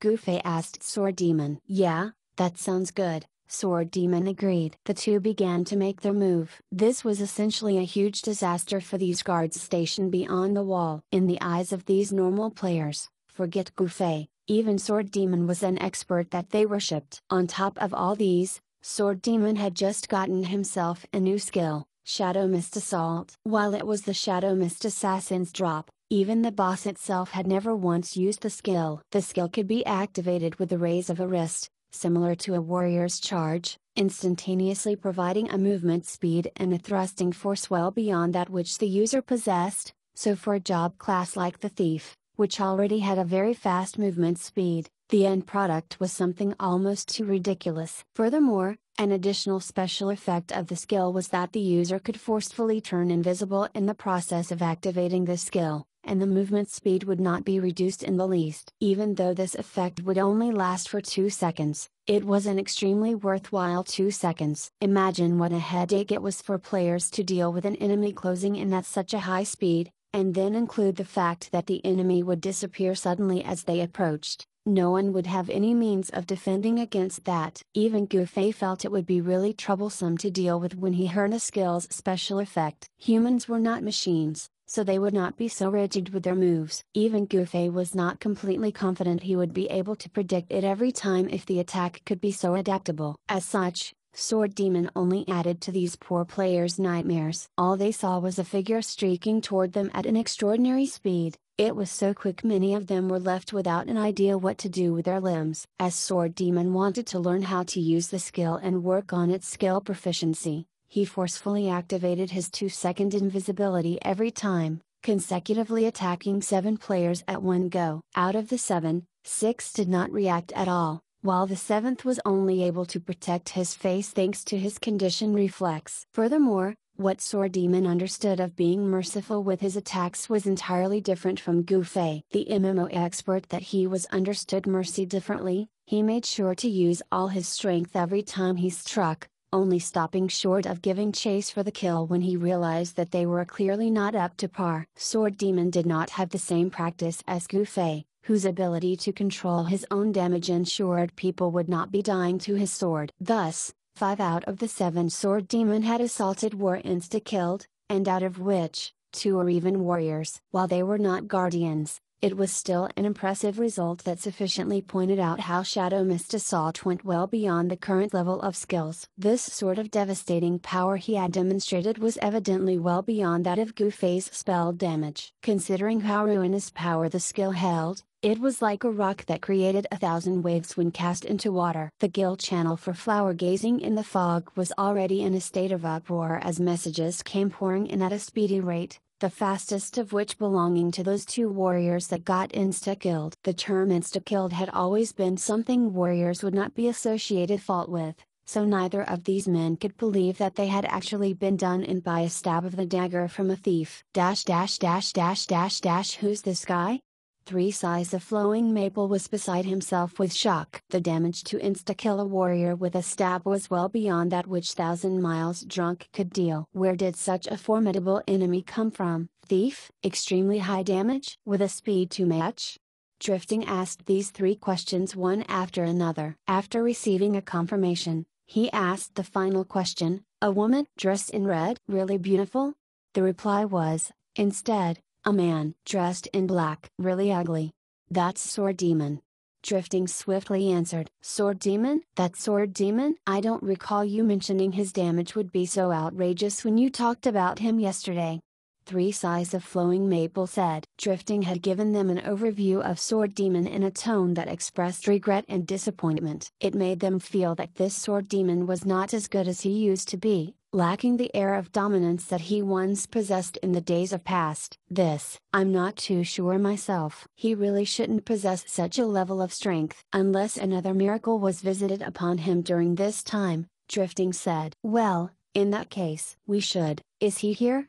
Someone beside Three Sighs of Flowing Maple suddenly interrupted him before he could finish his words. Decked out in fighter gear was a man taking shade from the sun under a tree canopy somewhere near them. This voice indeed belonged the expert fighter Windcord that Three Sighs of Flowing Maple had specially invited. Originally, Three Sighs of Flowing Maple did not hold much faith toward inviting this expert, but who would have thought that, after contacting this man through his friends and mentioning how they needed his help to go up against the video mage, Windcord would readily agree. Three Sighs of Flowing Maple could not believe how incredibly successful this had been. Thinking about this further, he reckoned martial practitioners like them must enjoy competing, so Windcord probably accepted this offer to challenge himself and not for the sake of helping his guild quest. Sure enough, the moment Windcord arrived at the courtyard by the government city hall, he showed not a whit of interest toward the guild meetings, discussions, or the defensive placement that Three Sighs of Flowing Maple and the others were engaged in. Yup,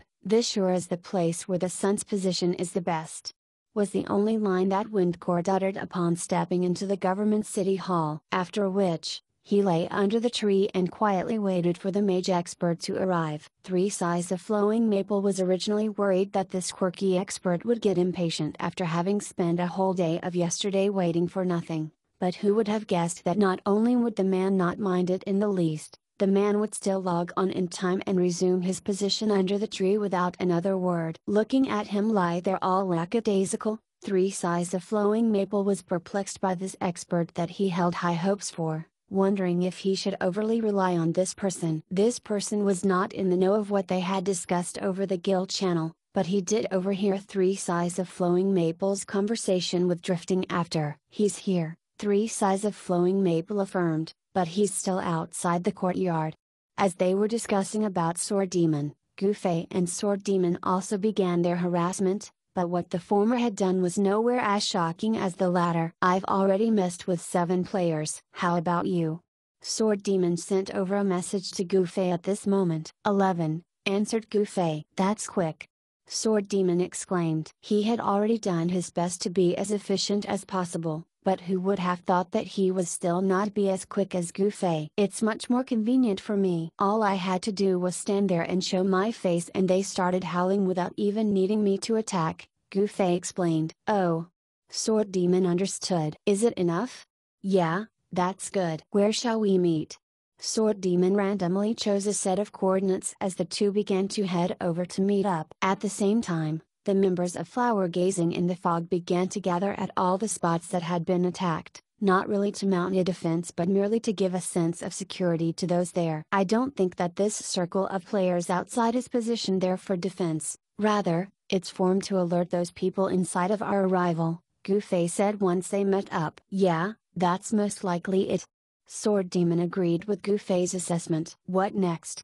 Let's go. We should be more or less successful if they don't know where we're attempting to break in from, Sword Demon said. Goofy nodded. The two very quickly located a suitable spot for the climb. The defense outside the wall was already in a mess thanks to their harassment, and there were plenty of gaps where no one was in position. Goofy sighed. They are still pretty bad with the positioning of their defense. But with how scattered they are right now, I don't think it'll be easy for us to find an inconspicuous spot to breach through. Sword Demon shook his head. There are times we can't do anything about that. In the end, they are still players in a game. Do you expect them to possess the level of discipline found in soldiers? Yeah, that makes sense. Gufei nodded. Besides, some sacrifices are necessary if their job is to get a clear idea of which direction we're coming from. Such an order is that much harder to achieve in a game setting. Sword Demon continued. You've got a good grasp of this. Gufei remarked. Of course, I'm someone who had experience in these matters, after all. Sword Demon laughed. Oh, yeah, I almost forgot. Gufei slapped his forehead. He had almost forgotten that Sword Demon was once a high and mighty leader of a big guild in days past. How could he not have a good grasp of things when talking about the rules and regulation within a guild? However, if a guild had someone like Young Master, he'd surely position these men far more perfectly than this, Gufei added. Hee. Sword Demon laughed dryly. If it were that man, he would naturally sacrifice all these cannon fodders without qualms. Furthermore, that man would have surely found an excuse that these players without them even realizing they were going to be sacrificed. Alright, let's head on up. Gufei had already tossed out 2 grappling hooks and passed a rope over to Sword Demon. After having been baptized to this that other day, he was no longer a stranger to climbing via this method and skillfully began his ascent. That's quite the improvement, Gufei silently commended. Sword Demon was nowhere as skillful as he was now that day. Seems like he's been practicing on his own in these past 2 days. This man sure isn't the usual sort of competitive individual if he takes to heart even such things. With that, Gufei grabbed onto his rope and followed Sword Demon right up the wall as well. To think everything would go so smoothly. Gufei was rather surprised as he reached the top of the wall, dropping this comment as he began to wind the rope up. What do you mean by that? I thought they would find a way to get up these walls and position guards up here in these 2 days, Gufei explained. Well, Sword Demon helped Gufei keep that grappling hook he had used as he spoke. I think you're the only one who'd find this to be simple. Just how many people out there would know about this sort of thing and actually act on it? Just this sort of grappling hook you made is not something that exists on the market. I doubt even Brother Assist could guess which quest you got this from. Furthermore, forget about climbing. Just tossing this hook in a way that secures it firmly for a human to climb surely has a technique behind it, right? Yeah, a little. Gufei admitted. That's why I say it would be rather difficult for anyone to do the same despite having personally witnessed you do it successfully, Sword Demon said. That's a logical conclusion you've drawn, Gufei said. Indeed, in this MMO setting, there were certain aspects which Sword Demon and these experts would have a more thorough insight on. So, what next? Well, of course, we're gonna take stock of the situation a little. Gufei took out the spyglass and began his observation. Chapter 479, Vertical Integration Again. It was not up to Gufei and Sword Demon where they would make the climb down, so the two ended up somewhere relatively near the backyard. Gufei took out his spyglass and carefully observed the place as Sword Demon quietly sat beside him waiting. After a while, Gufei lowered the spyglass and Sword Demon threw him a questioning look. Gufei sighed. Their defenses are mainly gathered right under the wall, so it's impossible for us to sneak past. If I knew that this would be the case, I would just have us walking right in from the front gates. What would happen if we head down directly?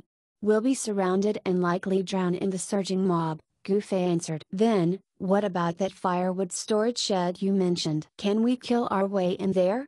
Sword Demon asked. We can definitely kill our way over, except we'll die outside the door if we can't get in. If we do make it inside, we'll probably die inside, instead, Gufei shrugged. I guess that explains why they didn't bother securing the perimeter outside the wall too well. There's no need to do that when they can be on guard for us by being alerted of our arrival, Sword Demon said. Gufei nodded. They don't really care where we sneak in from up the wall. We don't have enough manpower. Sword Demon was really regretful as he recalled his glorious days of leading the heaven-defying guild. Back then, all he had to do was raise his hand, and hordes of brothers and sisters would rush these men directly. Was there even a need for him to be all sneaky like this, worrying about his every move? I guess our only solution left is to create a diversion, Gufei said. But with just the two of us here, I don't think we can lure anyone over to us if we leap down like this. Brother Assist and the others. They are still over by Linian City and have yet to even mention if they are returning. Sword Demon began to run through the list of names that could provide help. Drifting and his companions are the enemies right now. Gufei did the same. Slyras and Yenziazu. Sword Demon asked. I don't think we're that close yet. Gufei rejected. Is there anyone else? Sword Demon wondered aloud. Well, there is just the one. Gufei hedged. Young master. The two of them said in unison, becoming silent for quite a while after. What's young master doing? Gufei asked. Sword Demon turned to regard him, telling him with his eyes that such a question was redundant. Gufei went as he sent a message over. Let me ask him. Are you doing anything? Ha ha ha ha. Gufei sent this message over to the man in question. What? Young Master Han replied immediately. There's a really meaningful job that I feel you're the most suited for. Gufei began. Are you drunk? Coming to me for help? Young Master Han said sarcastically. I'll let Sword Demon do the talking. Gufei directed the conversation over to the mercenary channel. Sword Demon gave a brief overview of the entire matter, naturally making a point to mention the analysis Gufei had made from the contents of Andrew Su's diary. Young Master Han was drinking his liquor in a tavern as this went on. Taking a look at what was being typed, he eventually expressed his intrigue over the matter. That seems rather interesting. Yeah, so what I'm thinking is, if that sleeping assassin and the Shadow Mist assassin came for the same purpose, the firewood storage shed that his feet were pointing to would be key to solving the quest, Gufei said. Have you searched his body? Perhaps, there might be something there, young Master Han said. I have not. I didn't really consider doing that when I was next to it, Gufei said. This idea had only come to him after he had noted where the sleeping assassin's feet were pointing from inside the government city hall. That was when he was watching Seven get killed by the members of Flower Gazing in the Fog. If it had been possible then, he would of course have run over to check. Unfortunately, that was not doable at that time, so he could only start over from here. Can you really consider the quest in such a way? Brother Assist was still having his doubts over this aspect. Why not? Look at the three of you traveling all the way over to Linian City for nothing. Why not just stay with me and mess around with this?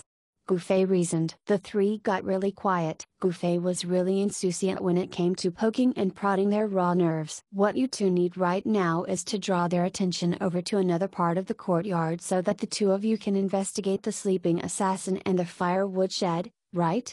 Young Master Han repeated the quandary that Gufei and Sword Demon were facing at this point. That's right. They confirmed. This isn't something that can be done with just one person alone. We'll need a group with a certain level of strength, young Master Han said. It'll take some time for the three of us to make our way back. Miles will have already logged off by then. Why not tomorrow? Brother Assist said on behalf of Royal God Call and War Without Wounds. The three of you might not be of use here. Young Master Han was painfully honest. The three men were very despondent when they heard this. Help me contact Slyras for a bit, young Master Han suddenly said. Oh, what do you want to do? Gufei asked. Just ask her to meet me in this tavern. I'll be sitting close to the entrance, waiting for her, young Master Han ordered. He once again assumed a bossy tone and did not deign to explain his thoughts or actions. Gufei was helpless to this. Seeing that Slyras was online, he tried contacting her. Slyras said she had something on at the moment, so she would head over once she was done with her business. Gufei thanked her for cooperating as he wondered just what sort of plan young Master Han had in store for her. Was he trying to use the wiles of a woman here? That seemed too unrealistic. Gufei knew that young Master Han had a bad habit of never revealing his plan beforehand, so he figured it was better to wait until they met before asking Slyras what the entire matter was about. Do you know what that guy's up to this time? Gufei could only ask Sword Demon this as they whiled their time away. Nope. Sword Demon shook his head. Without any choice, the two men could only patiently wait. On the contrary, the members of Flower Gazing in the Fog behind the wall were far more anxious. It was already established that the men past the walls had been attacked, so these people asked one another, are they here yet? Every few seconds or so. This reached a point where their mouths dried up from all the asking. The reality of the matter was just that ephemeral. Gufei and Sword Demon did not originally plan to harass them like so, but simple men like them who relied on violence simply had no schemes to get past this sea of men guarding the compound. Cornered in such a manner, Even temporarily taking a break from their operation like this became a sort of harassment. The two men atop the wall were sneezing constantly as these players from flower gazing in the fog hurled curses and foul languages at them. After a duration, young Master Han finally dropped a line over on the mercenary channel. "Alright, take note of what will unfold and decide your actions accordingly." "What did you do?" Sword Demon asked. "I got a few helpers," young Master Han answered. Gufei wisely sent a private message to Slars. "What did he speak to you about?" "He asked about the situation with Xiao, the city's guilds and mercenary groups," Slars said. Gufei immediately understood after hearing this. "This again? What this?" Sword Demon was still kept in the dark. "It's the same thing as what you guys did in Linshui City, betraying Southern Lone Blade so thoroughly to the entire city. This time, I suppose he has clued in the other guilds and mercenary groups about flower gazing in the fog's predicament." Gufei explained. That might work." Sword Demon was also knowledgeable about the complexities that came with competing with other guilds and agreed with this conclusion. Other guilds were bound to be unhappy if a rival guild was about to complete a quest that would raise its rank by an entire level. Actually, there was probably no need to egg them into plotting for the ruin of flower gazing in the fog. All young Master Han had to do was lobby the idea that a good opportunity had presented itself. During the warring period, this method was known as vertical integration. Young Master Han said, "You're truly a noble politician, diplomat, and strategist," Gufei said sarcastically. "I thought you already know this long ago," was young Master Han's response. "The rest is up to you too. But of course." Gufei and Sword Demon found renewed vigor as the two shifted their position somewhere to the backyard, taking up a position closest to where the sleeping assassin was. "Look, that tree over there is where that sleeping assassin should be. Did you see it?" Gufei lifted the spyglass over to Sword Demon as he pointed in the said direction. "Oh, I see it," Sword Demon said. "You're gonna be in charge of rifling through his pockets." "I'll go to the firewood shed." Gufei pointed over to a corner of the backyard where the shed was. In order to save time, they decided to split the task between the two of them. Flower gazing in the fog were naturally unaware that the shed was Gufei's new target, so they did not make any special arrangement to guard it, treating it just like any other inch of the compound, and just ensured that it was within some player's line of sight. Gufei patiently waited by the wall, waiting for that vertical integration ploy of young Master Han to get into full swing. In the blink of an eye, an hour had passed. "What's going on?" Gufei voiced his doubts over the mercenary channel. "Patience. They need time as well," said young Master Han. "True." Sword Demon agreed. Verifying the reliability of the information, gathering the manpower necessary, and coming up with a plan of attack. All these would require some time. "Speaking of which, how did you encourage these guilds to act?" Gufei asked. "Guilds? Who said I was persuading the guilds to act?" Young Master Han posed the question back at Gufei. "Didn't you say you're doing vertical integration?" Gufei was astonished. "I said vertical integration in reference to the method we used when dealing with Southern Lone Blade. I don't think I said anything about doing the same thing here as well, or did I?" Young Master Han asked. Gufei went through the chat logs and finally had to admit that, if he were to properly scrutinize what he had said, young Master Han indeed did not mention that at all. However, Gufei and Sword Demon had merely assumed that it would be the same as last time, and the man did not refute them at all. It was evident that he had deliberately led them along. "There's no reason for this, so why does he take much pleasure in doing this?" Gufei could once more feel the impulse to kill someone. "So what do you plan to do?" asked Sword Demon. "You're a mage and thief duo. I only lack a number of players with the same job classes as you two to crazily harass them, that's all," answered young Master Han. Will that work?" The two had their doubts. "It might not work anywhere else, but Xiao the city is perfect for this ploy." Of course, what made Xiao the city perfect was the impenetrable fog that was unique to it. Thieves had stealth, so they could adopt a hit-and-run approach, never having to reveal their faces. Meanwhile, mages could simply cast their AO spells from the safety of the fog. It was certainly possible for people with the same job classes to pretend to be them, but Sword Demon and Gufei shared the same doubt in their minds that, while it was possible for the average player to pretend to be someone else with the same skill level, but for experts of their caliber, Could those average players even imitate either of them convincingly? Chapter 480, Slaris and her friends. Right outside the government city hall's courtyard in Xiaotu City, two teams appeared. One was made up of 6 mages, while another was a team of 6 thieves. The leaders for the two teams were also famed players of Xiaotu City, the mage Slaris and thief Yanxiazu. After conversing with young Master Han and informed that this arrangement was for Gufei's quest, the two ladies, who had previously expressed their interest in his quest, readily agreed to lend a hand. Young Master Han was elated by this development and simply passed the duty of gathering the respective teams to the more personable Slaris. Gufei was nationally the one footing the bill for this task, and the favor would of course also be Gufei's to bear. After all, young Master Han was just paying lip service as the intermediary here. As for the imitation aspect, that was truly just Gufei and Sword Demon's wishful thinking. Truthfully, young Master Han's plan had no need for such nearly flawless impersonation. He merely wanted to create confusion and do some harassment, enough to divert the attention of the men from flower gazing in the fog. Those mages and thieves that Slaris introduced were no slouches either, each of them skilled in their own rights. The mages stayed within the fog and tossed out their spells, changing their position after every completed casting. Meanwhile, the thieves specifically targeted the weaker and slower individuals among the enemies, stealthing in to stab them once before activating their fleet foot to flee from the scene. Their actions were completely in line with the fighting style of the Shadow Mist Assassin. In several minutes, however, the two teams realized that there was practically nobody left beyond the walls of the courtyard. "Sis, where's everyone?" Yanxiazu was perplexed. "It seems that they have all scattered and retreated back to the courtyard," Slaris answered. There was no fog within the courtyard, so this harassment tactic of theirs could not continue. The two sisters had not thought that they would so quickly run out of things to do, nor did they have any idea if they had completed their task successfully. Whatever the case might be, they first hailed Gufei to inform him of the current situation. How did it turn out like this?"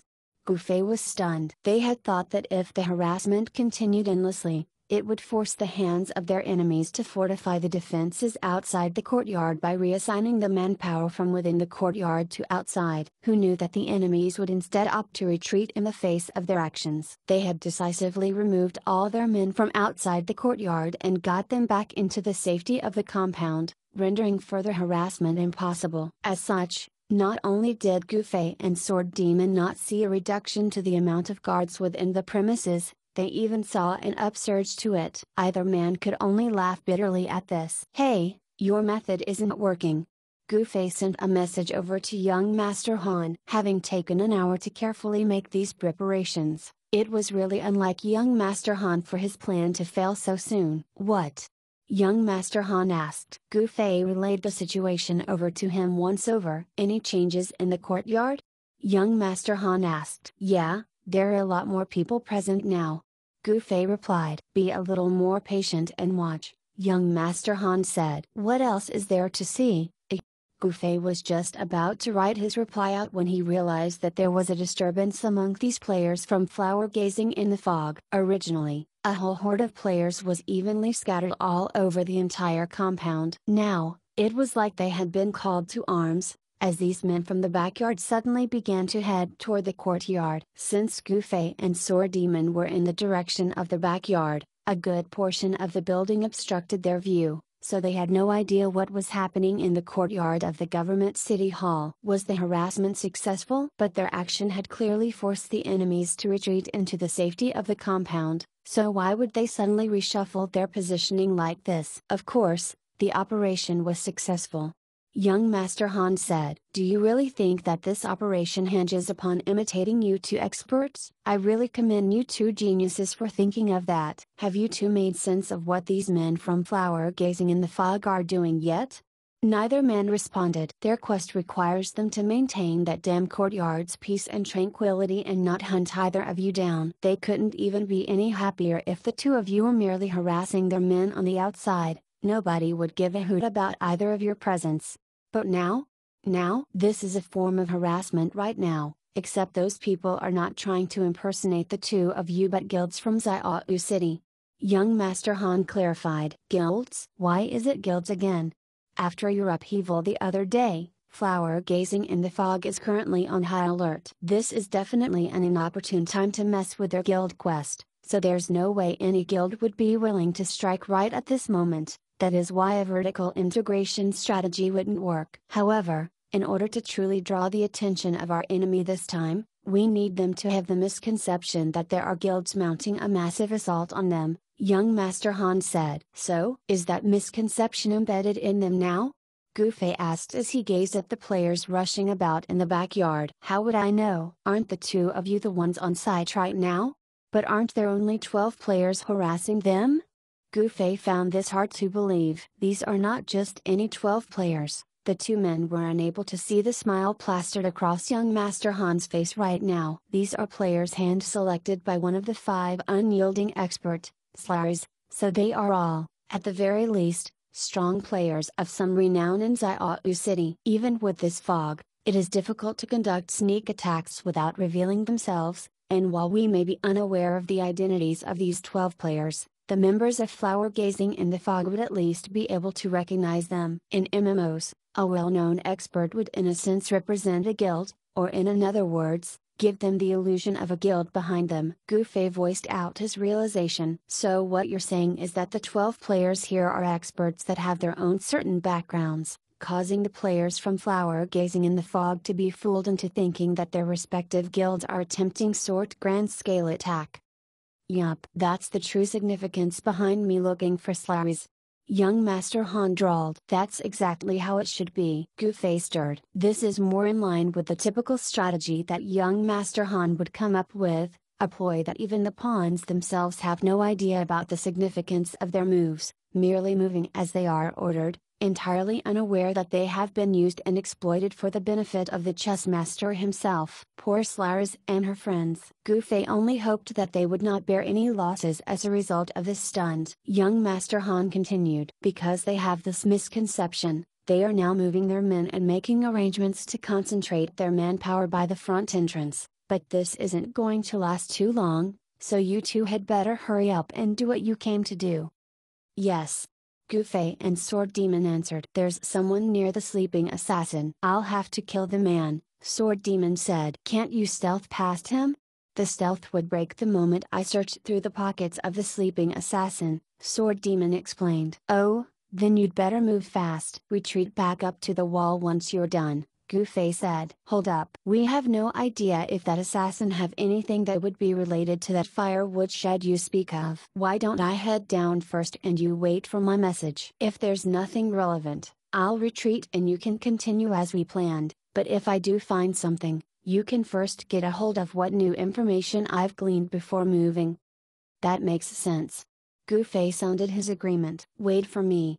Sword Demon did not say anything more. Rushed for time. He tossed the rope of the grappling hook down and slid down the wall. He turned around upon landing and saw that man turn to look at him. The man's attention was already in the direction of the wall, so he immediately discovered Sword Demon the moment he tossed the rope down. Without another word, Sword Demon immediately used his Shadow Mist Assault the moment he landed and turned to face the opponent. He had already chosen the spot he was landing in when he was up on the wall, and he ensured that it was well within the range of his Shadow Mist Assault. So fast!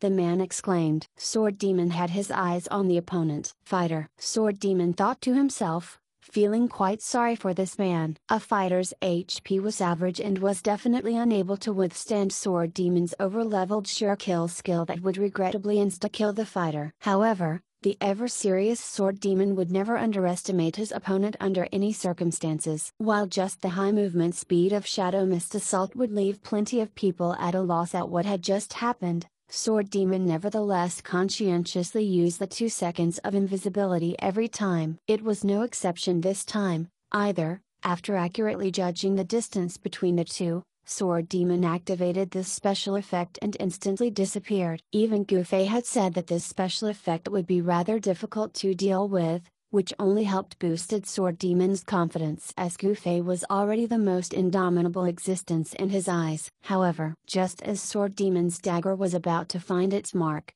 that man suddenly made his move. Sword Demon saw the fighter's body dip as his left hand opened and came in from bottom up. Sword Demon was startled and unable to dodge in time. All he could do was stare as that open palm was placed atop his dagger. His invisibility was instantly interrupted as Sword Demon revealed a look of shock. However, he could also see an equal amount of surprise in the fighter's face. He even heard the man mutter, "That's too fast."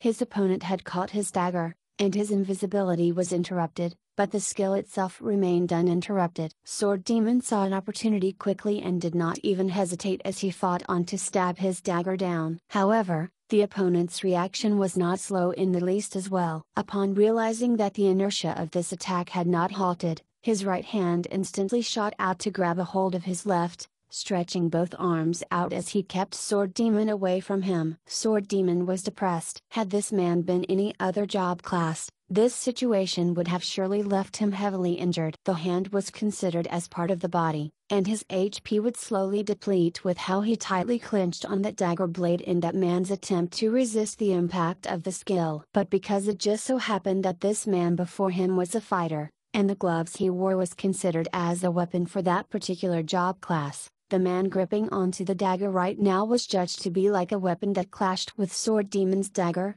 so a huge portion of the damage was cancelled out. The damage might have been mitigated, but the force of impact remained. Sword Demon's Shadow Mist assault was so powerful that the man got pushed back quite a distance from his attempt at absorbing the blow. But the moment the skill ended, it was instead Sword Demon who was in a quandary. His daggers had essentially been restrained by his opponent, so how was he going to continue his attack? Let go of his dagger and try again? Sword Demon was even more reluctant to do that. Left without a choice, Sword Demon could only throw out a kick. While the damage was nothing significant, Sword Demon hoped the opponent would retreat and let go of his dagger. But how would he have known that the opponent would turn his body 180 degrees to avoid that kick and to take a step back at the same time? With his back propped up against Sword Demon's chest, the fighter's right hand let go of the dagger and shifted to his underarm. Arching his back, he lifted his arm and whirled. Sword Demon felt as if the ground and the sky had switched places as the opponent did a shoulder throw and slammed him onto the ground. Fuck.